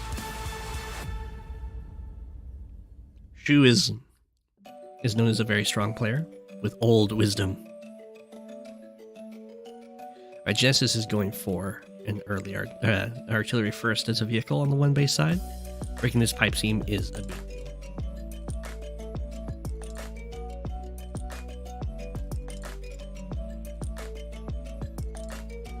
Alright, here comes the tank. It's not going to like that the mech's showing up. This artillery from Testu can either be used to kill off this recon, so it can no longer see the production, or it can be used to try and pressure this one base and maybe even knock it down from this forest.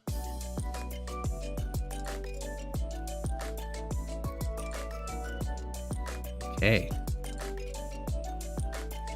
So Genesis is currently ignoring this area and focusing the movement towards the center, where there's some nice uncaptured properties. I really would have liked this one base to have sent something over here by now and had this airport online, or about to have it online maybe.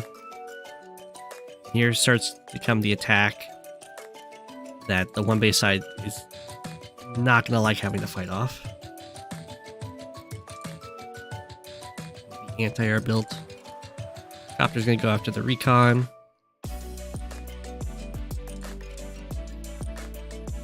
I imagine we're going to start seeing some more mechs coming out.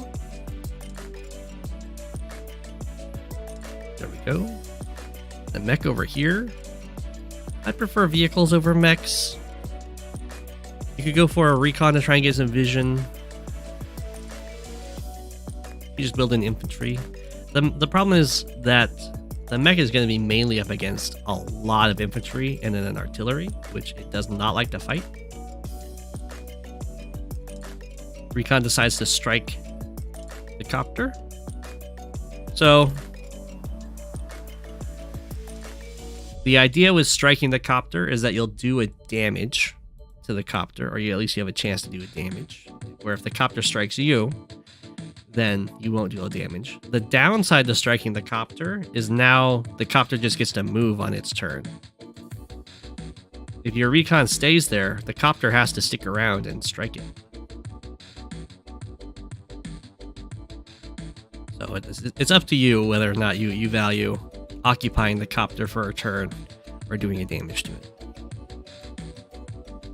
Artillery gets a strike on the opposing artillery. Both of these properties look like they're going to fall. Similarly over here, these properties are also going to fall. You can see rushing them is just not going to work out great. Another mech. Oh, there was no strikes on this pipe seam. Looks like neither player is really in a position to break the pipe seam, so they're going to have a very hard time defending their one bases. They might just swap bases. Considering the force of the attacks coming in on the defenders. Yeah, you can see these properties just fall. It's impossible, really, to hold those if you want to also get any of your other captures. Have a good night. Ooh, Genesis fires on the infantry and starts moving on out. It's just going for a roll, it looks like.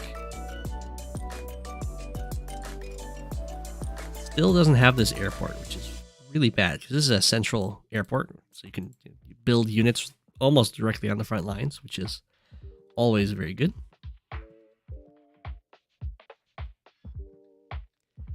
Artillery infantry cleared this city, and now Genesis's artillery is getting cleared out by this tank. Well, it just got hit. It can still run back to this forest and be pretty effective, and then the mechs can come out and do something.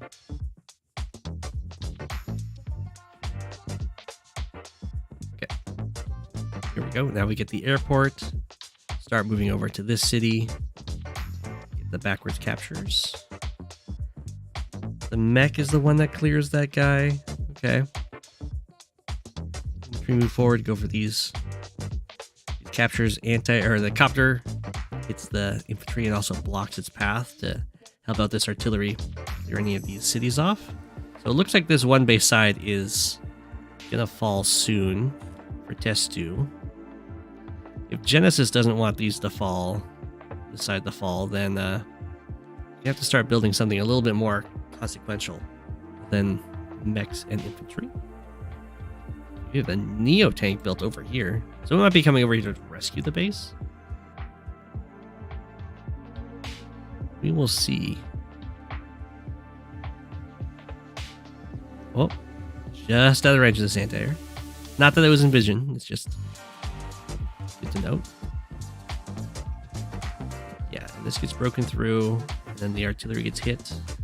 We really need to retreat to the forest in order to be cozy and safe. And now this airport's been captured. It's in a danger zone, but it's been captured.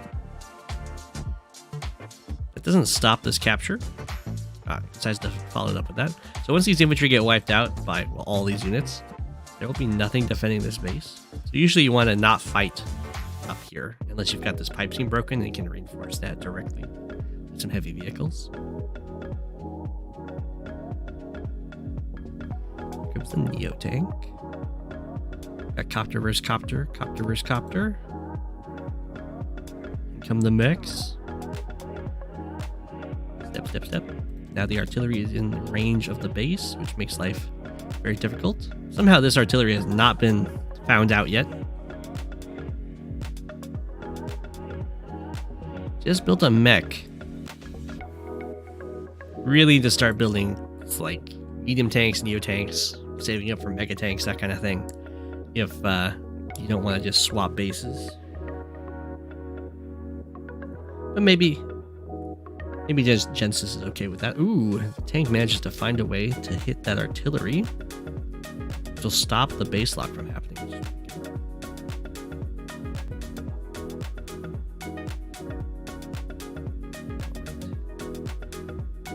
Neo tank is going to get a nice hit. It's actually a pretty big deal too, because this is the anti-air that's locking down this airport. So once this Neo tank kills the anti-air, then something can be built here that can potentially help save this base. You can see it's almost dead. Both players are getting pretty close to the victory march here. Our Genesis, I would not be surprised if Genesis can't or gets it this turn. Ooh. 2, 3, 4, 5. That doesn't reach. Definitely would have saved that strike until after I know whether or not I get the victory march.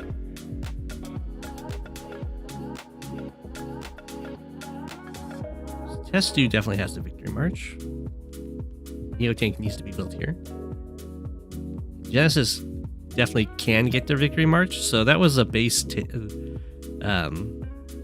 steal that was available right there that just got missed. Oh, just sacrifice the 4 helicopter. You have to build a neo tank here. Medium tank would probably work too. A copter built on the airport so that that does not get stolen. I'm not judging. If the victory march from Testu, most of the cities and important stuff has been covered up pretty nicely. So there goes the medium tank.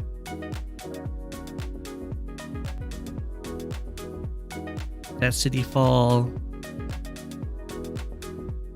The artillery dies, but won't lose that city, and the base will survive for now. Max are going after it though.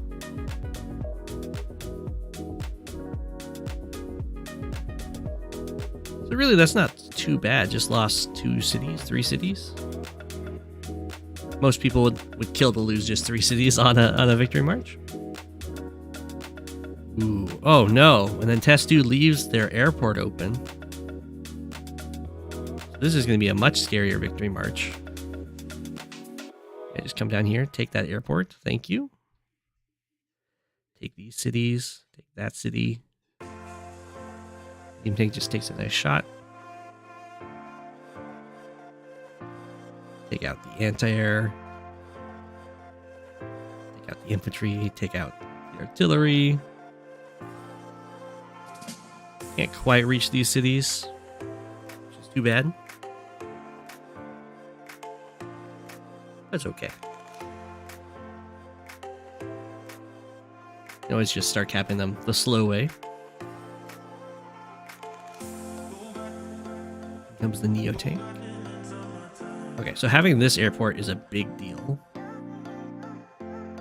Is now it can just build bombers, and it's threatening both the lone base and the HQ, which is like a nightmare scenario for Testu, whose only real recourse is to either build a fighter way off in this corner or anti-air here. Can't build anti-air here because they'll just get cleaned up.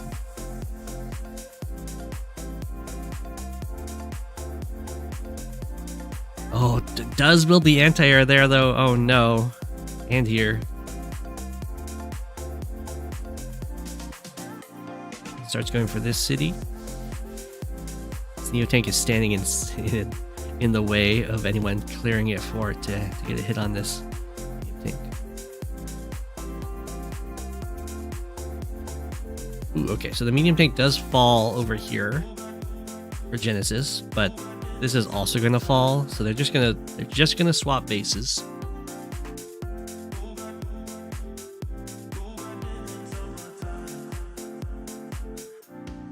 Like so.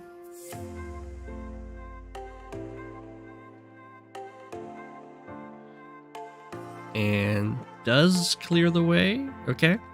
So the Neo tank now gets to hit the medium tank. That hurts a lot. That was also a very strong presence from Genesis around this HQ.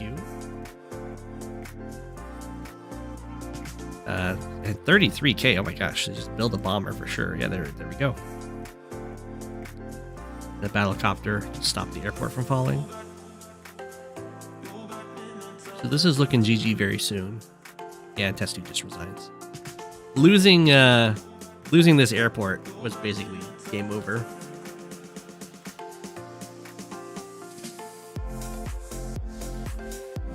GG. The brutal Sami fights. Victory March against Victory March. Neither base technically fell. You know, they were going to be swapped though.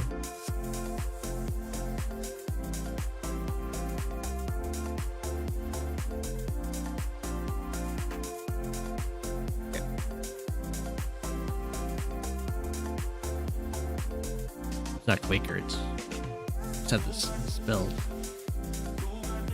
Whacker. There we go.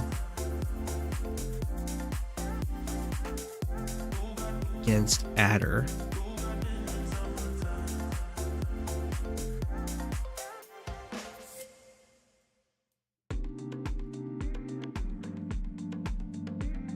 Okay. So the question mark name is because it's a Chinese symbol. I did not omit Teal's name. It's just an unrecognized symbol for the system, so it just shows a question mark.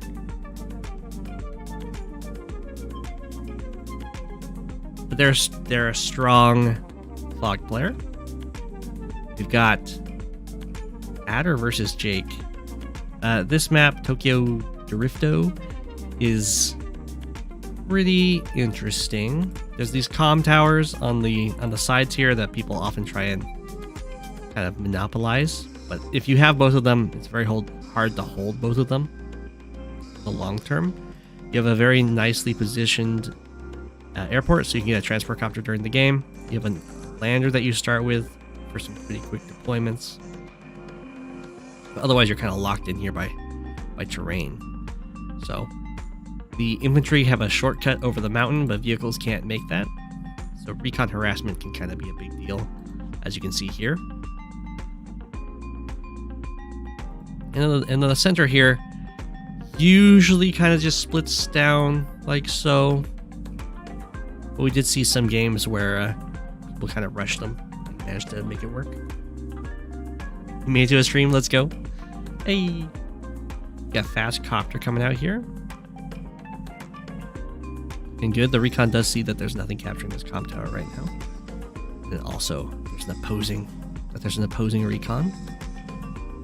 You see how aggressive the recon harassment can be over here because the routes for the vehicles to mess with you are not nice. Although we have the recon trapped.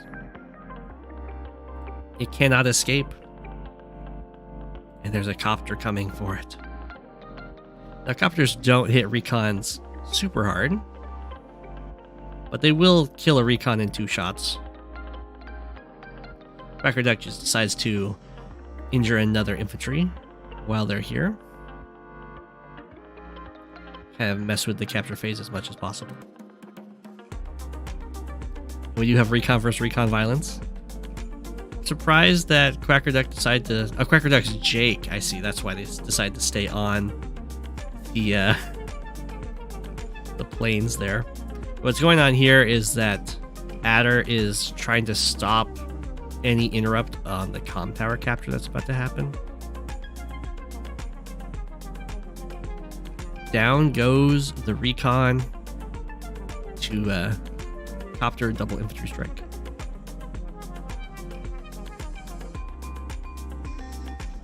Comes some tanks. Quacker Duck did get some good vision of. Got a little boost. You have an interrupt that happens. And then the black boat does accelerate this. We could have accelerated both of them. Could have just put them both in and then unloaded here and here. But I think that plan just hadn't quite formulated yet. Which is fine. Ooh, we have the join cap right here. Against the darkness. This is a little daring.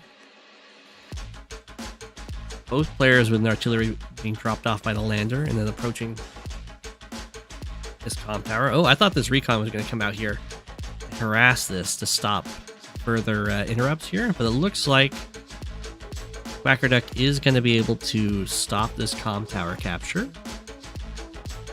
which is pretty nice. Ooh, doesn't get the roll. That was a plus 20% strike and then a plus 10% strike. Didn't quite get it. There was a chance there.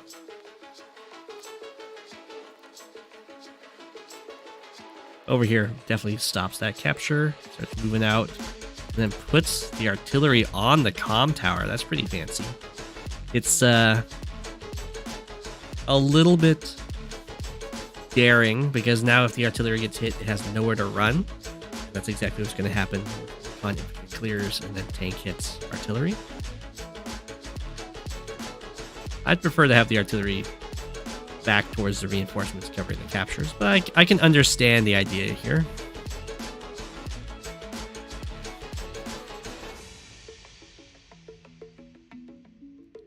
So there we go. We do have recon plus infantry. Clears the way. Tank hits the artillery.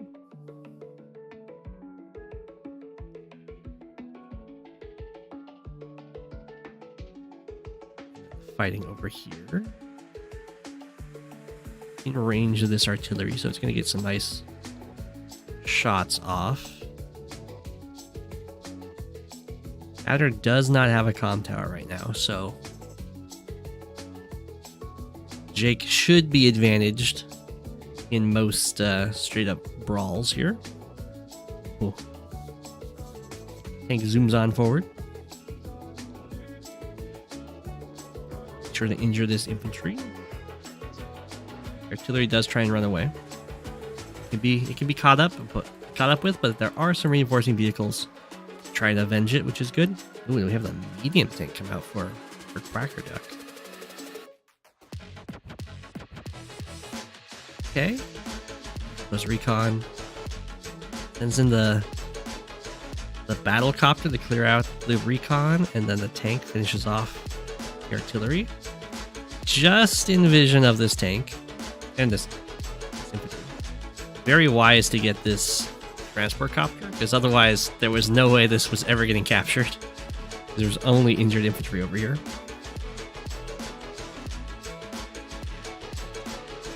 Okay. Fall back. If you see infantry positions like this, usually that means there's an artillery behind them. Hawke. Okay, anti-air gets a nice kill on the copter. Ooh, I like the repair on that tank. Looking good.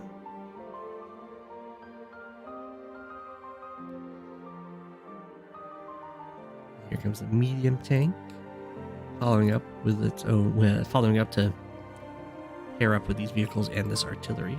It's also got a similar formation where you're like, well, if there was an artillery here, it would be guarding all of these infantry. Okay, down goes the anti-air. It did kill the copter, which is fine. A job well done.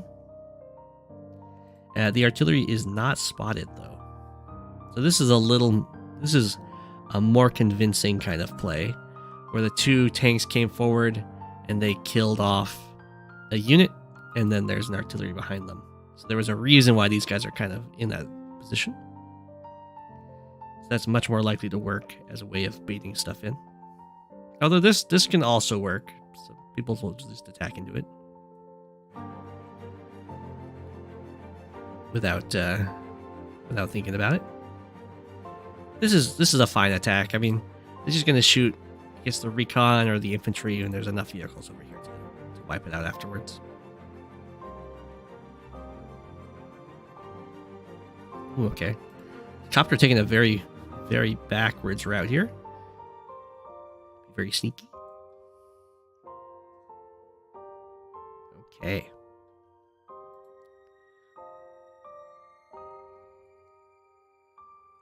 Adder is going to get the comm tower here and interrupt this capture. Also hasn't used a single Adder power. Almost has enough for the super. Which might mean that they're going to try and do a double Adder normal power turns.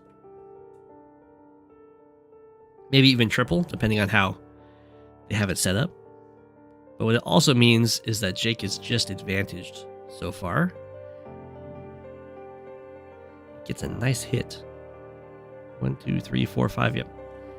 Can't reach the artillery with the medium tank, but does break through and then does the block rock afterwards. Okay. The artillery can shoot that infantry, sure. Ooh. We're going to have an attempt to get the kill. Does get the roll. Run on through to hit that artillery.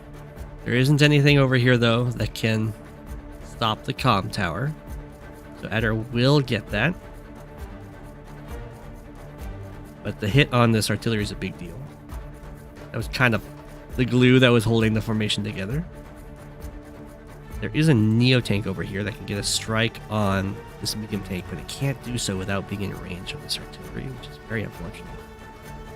You do have the normal power from Adder, so it was the plan of just using multiple normal powers to get it again after saving up the charge.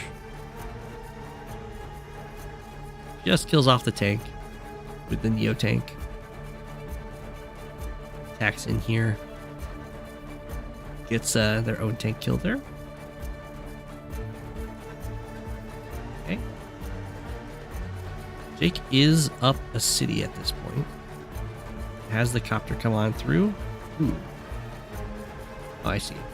Decides to do the finish off here so that the could attack. I think I prefer killing off the 6 health tank over the 2 health, but this does leave the infantry on the city, which is nice, rather than on the road over here, which is very exposed. Artillery takes a shot. Cities start getting captured, although they're being captured by low health infantry, so it's not as much pressure as you'd like. Here we go. We have another side slip. So no plan of the triple side slip kind of turn, where you would do a whole bunch of attacks this turn, then side slip, and then do a few more attacks on the next turn. Here's side slip again. We're just going for double side slips. Attacking in.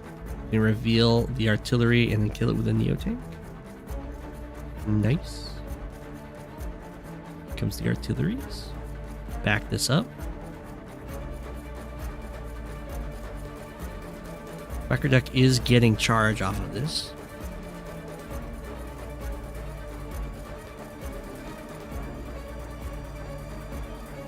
but isn't really taking enough damage to make it likely to be like even a beatdown in response.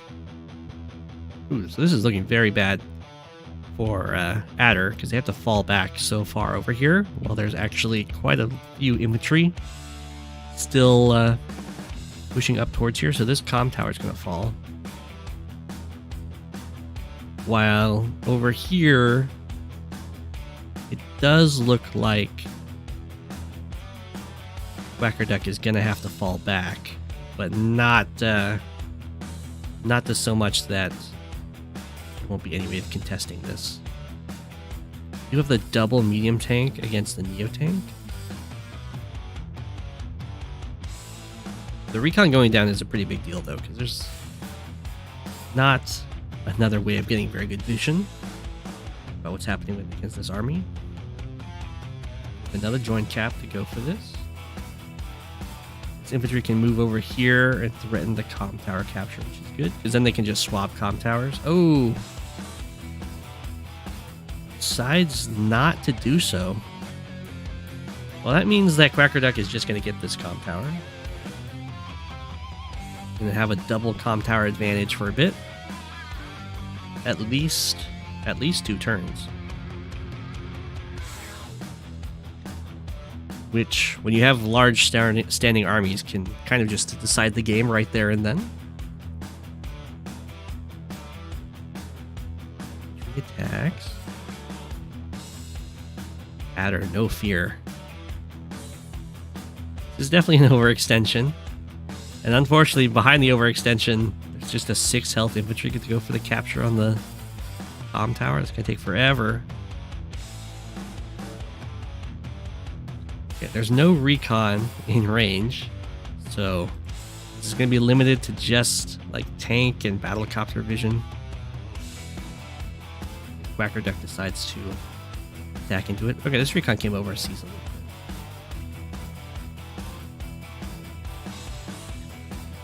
Art double artillery in the Neo tank. So if the medium tanks went in, they could get absolutely bopped.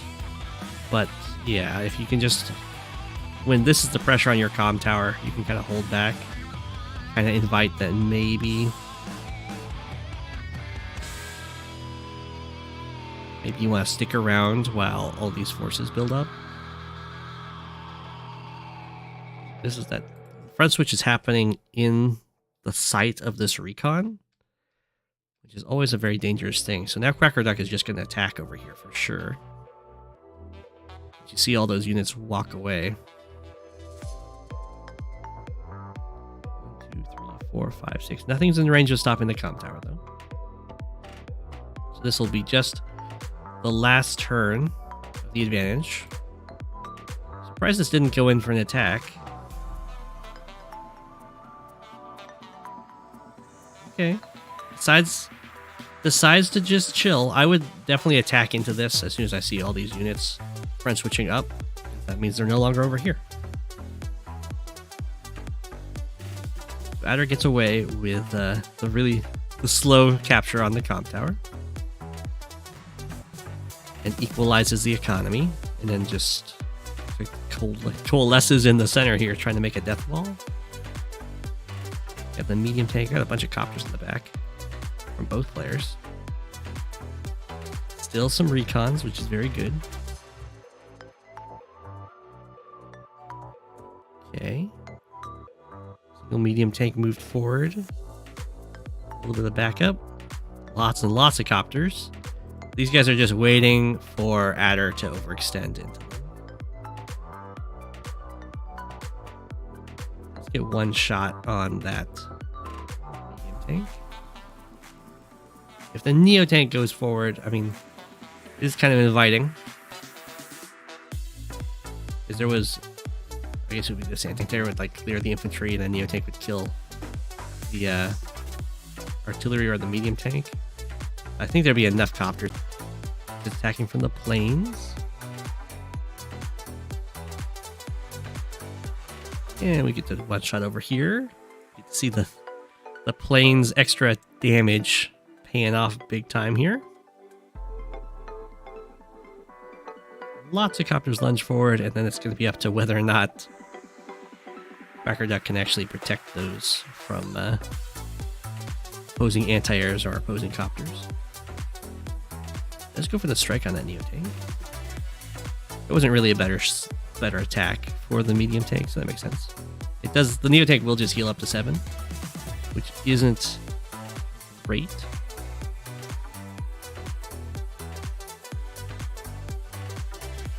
Call them boopers because boop. Alright, with the side slip from Adder. So if you're wondering why is Adder using the normal power instead of the super, it's because it's whether or not you have a normal or a super active, you get plus 10 to your attack, plus 10 to your defense. So the only difference between the super and the normal power for Adder is the super gives plus 1 more movement and costs more power.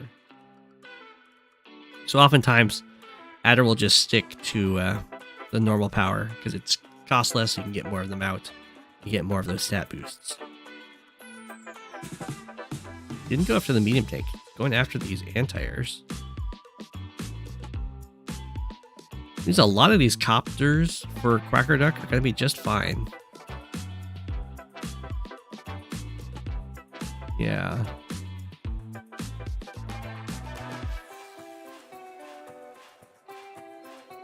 It's a little iffy. A lot of these units just had to front switch away from this area, trying to make sure that the fight is happening towards the bases. It does mean we're in just a big old brawl here. Tanks attack the anti-airs, the copters hit the copters. This is classic brawl stuff. There's lots of tactics involved. Decides to just pull back with the medium tank and heal it up. Lots of medium tanks. Okay, so the Neo tank is nicely healed up to 9. The infantry moving down this way is a pretty big threat for Adder, because now all of the army is over here instead of down here guarding this comm tower and these cities. Do the side slip for another double normal power turn or setup.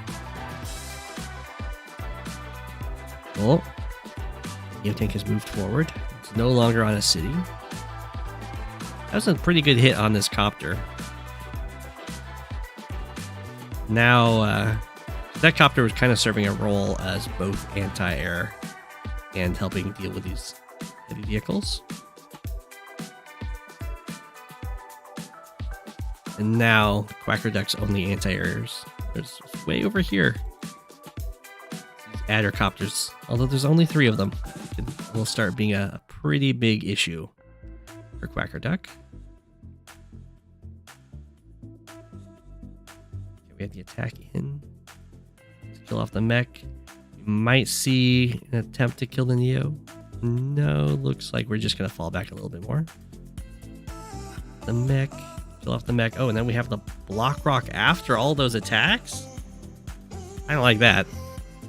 That must be an effort just to kill the Neo. I thought it was going to be the 3 health and then the full health. I do not like that block rock. I would have saved that. At least it didn't give any charge to Adder. But yeah, it kind of sets this guy up to be taken out. The copters are going to have pretty nice time of it now that all of the anti-air capabilities are gone. That's very painful.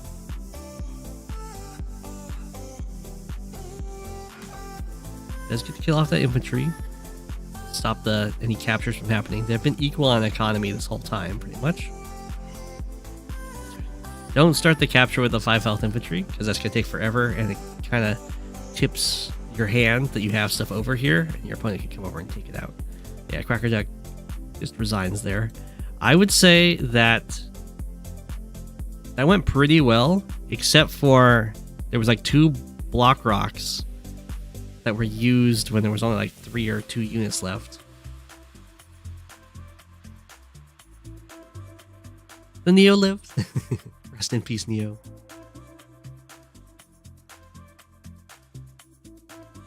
He was very desperate to kill the Neo, yeah. Yeah, Neo tanks are very good.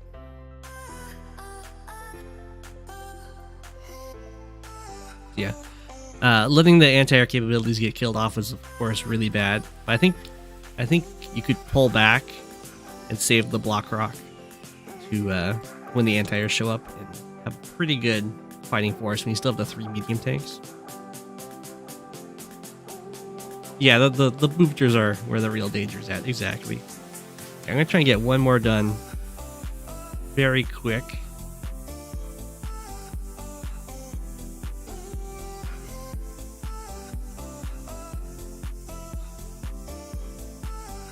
All my typos. Zarc? It must be Zarc. There we go.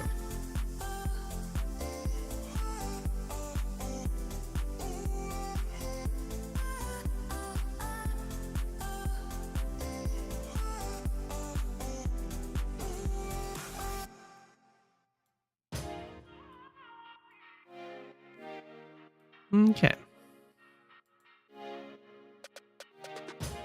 Zarc is couple dice. I have to go through this one pretty quickly. We have Andy versus Kindle, which is one of those fun matchups.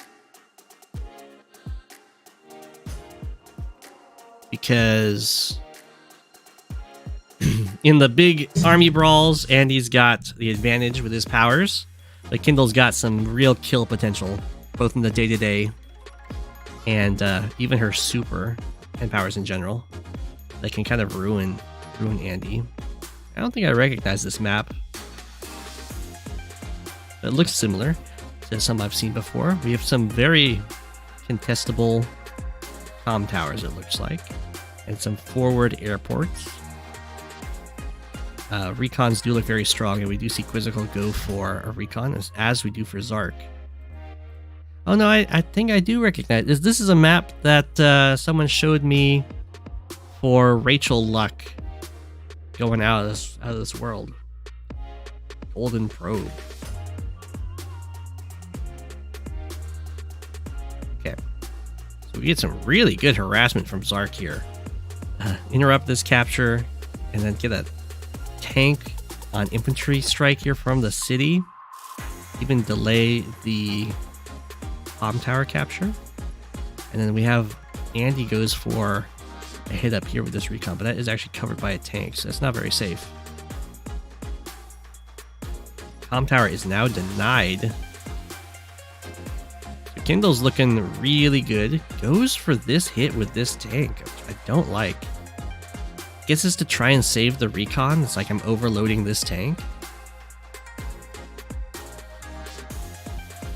I also didn't like this tank. This tank should not have gone up here, though. Should have just used both tanks to kill this one off. Because now this is just leaving itself vulnerable to getting killed by this guy. Ooh, and then there's no answer down here for this tank. Ooh. So Zarc's harassment is kind of tearing through Quizzical's defenses here, making it very hard to make sure everything's covered and managing any of these, or all of these fights. So we do have a copter here. 1, 2, 3, 4, 5, 6. It's out of range of this anti-air, so it's looking good. But it can be surrounded like we're seeing right here. I just wouldn't move the anti-air quite so in such an exposed area, and you can put like infantry here, and force Quizzical to really push forward to save this copter. That's fine. This also works. Ooh, there we go. We got a nice lock in over here with the mech coming up. Double mech coming up to go after this tank. Both of these copters are fighting right on the front lines there. It's very important for Quizzical to put this tank on the city, otherwise this guy could just get cleared very easily. But still, one of these copters is going to go down.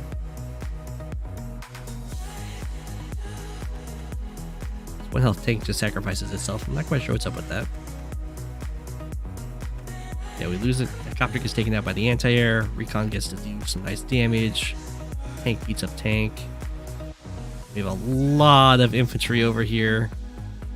Get another kill. This guy just chilled out for a bit, which is a little weird. That's okay. I'm not sure why this anti-air decided to hit this tank. It must be try and get the super.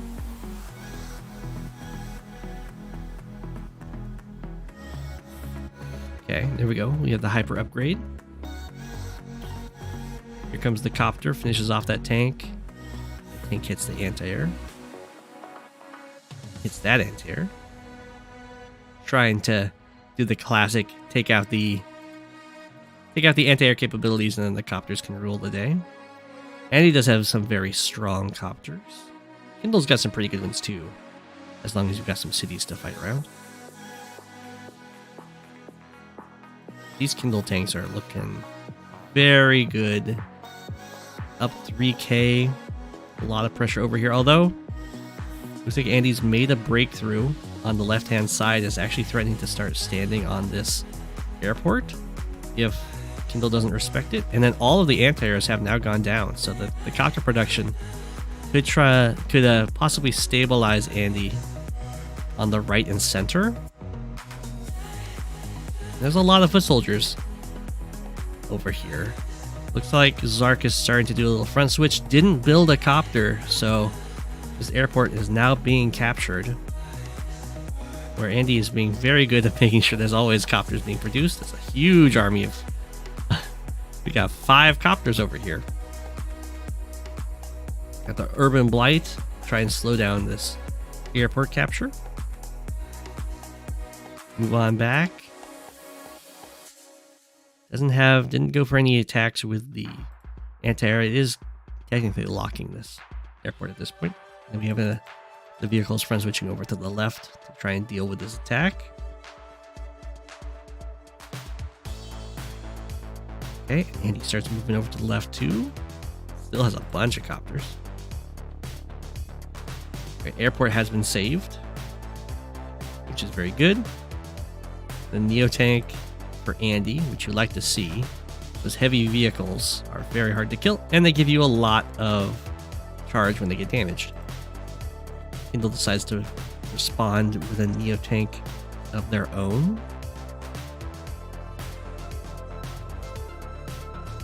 No, okay, so the Neo tank should not be attacking from a city. Should definitely attack from the forest, because that's just going to become a very tempting Urban Blight target. And Kindle's definitely going to be able to get the Urban Blight. Copter also doesn't want to attack into anti-air range. I guess it's only the 5 health anti-air still. You don't like to see it. Another anti-air. HQ is looking a little precarious. This guy didn't move. Killed an infantry. Okay. I think we're not going to see any Urban Blight stuff then. Just hold it, which is good. You can also go for High Society, especially against Andy. Get a lot of one-hit KOs. Diving forward. This is very risky unless this copter is going to hit this copter, which it does. Because otherwise, it just kills it. Otherwise, you get the copter from the city. Strike. It's a very strong attack. We'll see if Zarc looks like they're going to go for the Urban Blight. They're not going to go for some sort of fancy high society thing. Double Neo tank, double medium tank to fight on this front. Very deadly. This needs more anti-airs over here now. Yeah, there we go. Double anti-air. Still trying to go for this capture. Zarc has been ahead in the economy pretty much the whole time.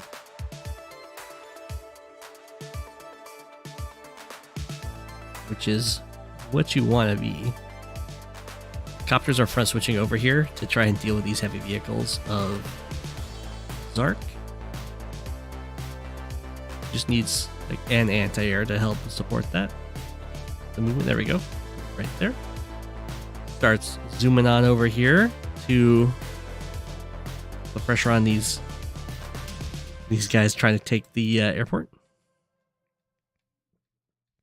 Anti-air sacrifices itself to kill an infantry. I mean, it is the only infantry over here, so there's definitely some plays to that. Still very risky to go for. Copters are still holding the ground over here, though. That's good. The anti-air is now in range of just getting picked off, which is not great. But I guess the Neo-Tank coverage looks like it's good enough. Against Andy, that's not good enough. Andy is totally fine with this trade where it kills an anti-air, and then you hit their Neo-Tank with your Neo-Tank, you knock them down to like 5. And they're like, oh, thank you for all that charge. And then they heal themselves up with their super, and then they hit you back and kill your Neo-Tank. Life's rough. But that's not what's going to happen here. Instead, the Neo-Tank's going to go here. That attack. Fine. Very, very bold. No copters, though. Oh my gosh. So this anti-air can hit one of these copters. This anti-air can hit one of these copters. Andy getting a little sloppy with the copter placement there. It's gonna start hurting. We got quad artillery over here. Ooh, we got a nice, cheeky little surround on this Neo-Tank. It is freed, however, and it gets a kill on that anti-air, and that gets a kill on the anti-air. It's interesting to see if this manages to hold. We have the missile bot. Definitely go with the anti-air over the missile. But looks like the 2 base side is just trying to stall out the 1 base side. Zarc decides to go for the Urban Blight over High Society, which is fine. A little... Not much happened with that Urban Blight, but that's okay. Quizzical moving on up. So many artillery. The missile's moving on up. And we have an anti-air supporting the missile. Ooh, there's no anti-air over here. So many anti-air have died this game. Alright. Zarc has triple Neo-Tanks just kind of hanging out on these cities. I'm not quite sure what's going on with that. Does kill off this copter, then runs away. We have Andy Super to give the extra move to get the anti-air, and then these copters get to go chase down these fleeing infantry. Okay, and then the giant ball of indirects starts moving upwards. These Neo-Tanks kind of ditched. Let's see if they get anything done over here. Charging forward, kills off the artillery. The rocket built. Urban Blight, kill off that infantry. Sure. Copters are pretty happy. It means they can kill off this Neo-Tank, or at least one of them. With copters and Neo-Tank to fight it. And then the push keeps happening. Keeps heading on up here towards the HQ and this airport. The missile's almost in range to lock it down. Oh, okay. So I thought the copters were going to dive on to the Neo-Tanks, but instead they're just going to fight over here, right in range of the anti-air, which I do not like. But I can understand not wanting to have to fight triple Neo-Tank. Just run away instead. Okay. Start getting some of these captures, and we have a nice breakthrough over here. Kills one artillery. There's another one. This one's not really in range to do anything. You can see the poor missile it's got so much minimum range to it. It's not even guarding the infantry in front of it. It's the copter. Buff missiles, please. Oh, these Neo-Tanks diving in deep. The Mega Tank built. Andy. We do see a medium tank go down. The missile now has the airport locked. We have the Andy normal power used. Copter diving on into this double base side into anti-air production. I do not approve. Zarc is going to start getting some more of these properties and gets an Urban Blight. And gets a nice hit on this Mega.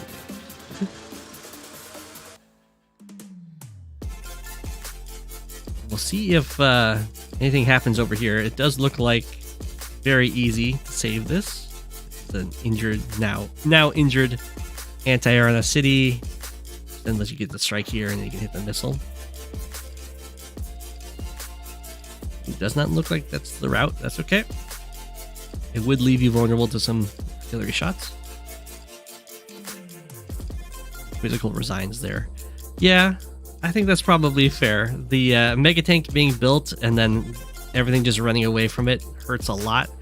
And then these forces just got pincered by the Neo Tanks. The Copter Swarm just should not have charged the bases like that. How many anti-airs died there? 9. Against 10 copters. Wow. Almost even anti-air to copter ratio. Pincers worked.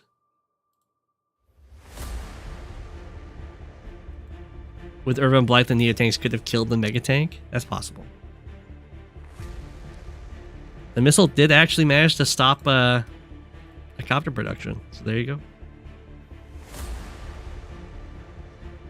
Yeah, they both did really well. The opening was very scrappy, and then they both kind of came into their element. I hope everyone enjoyed, and I will leave you with an apple. We will have. Well, I hope we all have a good one, and I'll see you later. I'll see you tomorrow.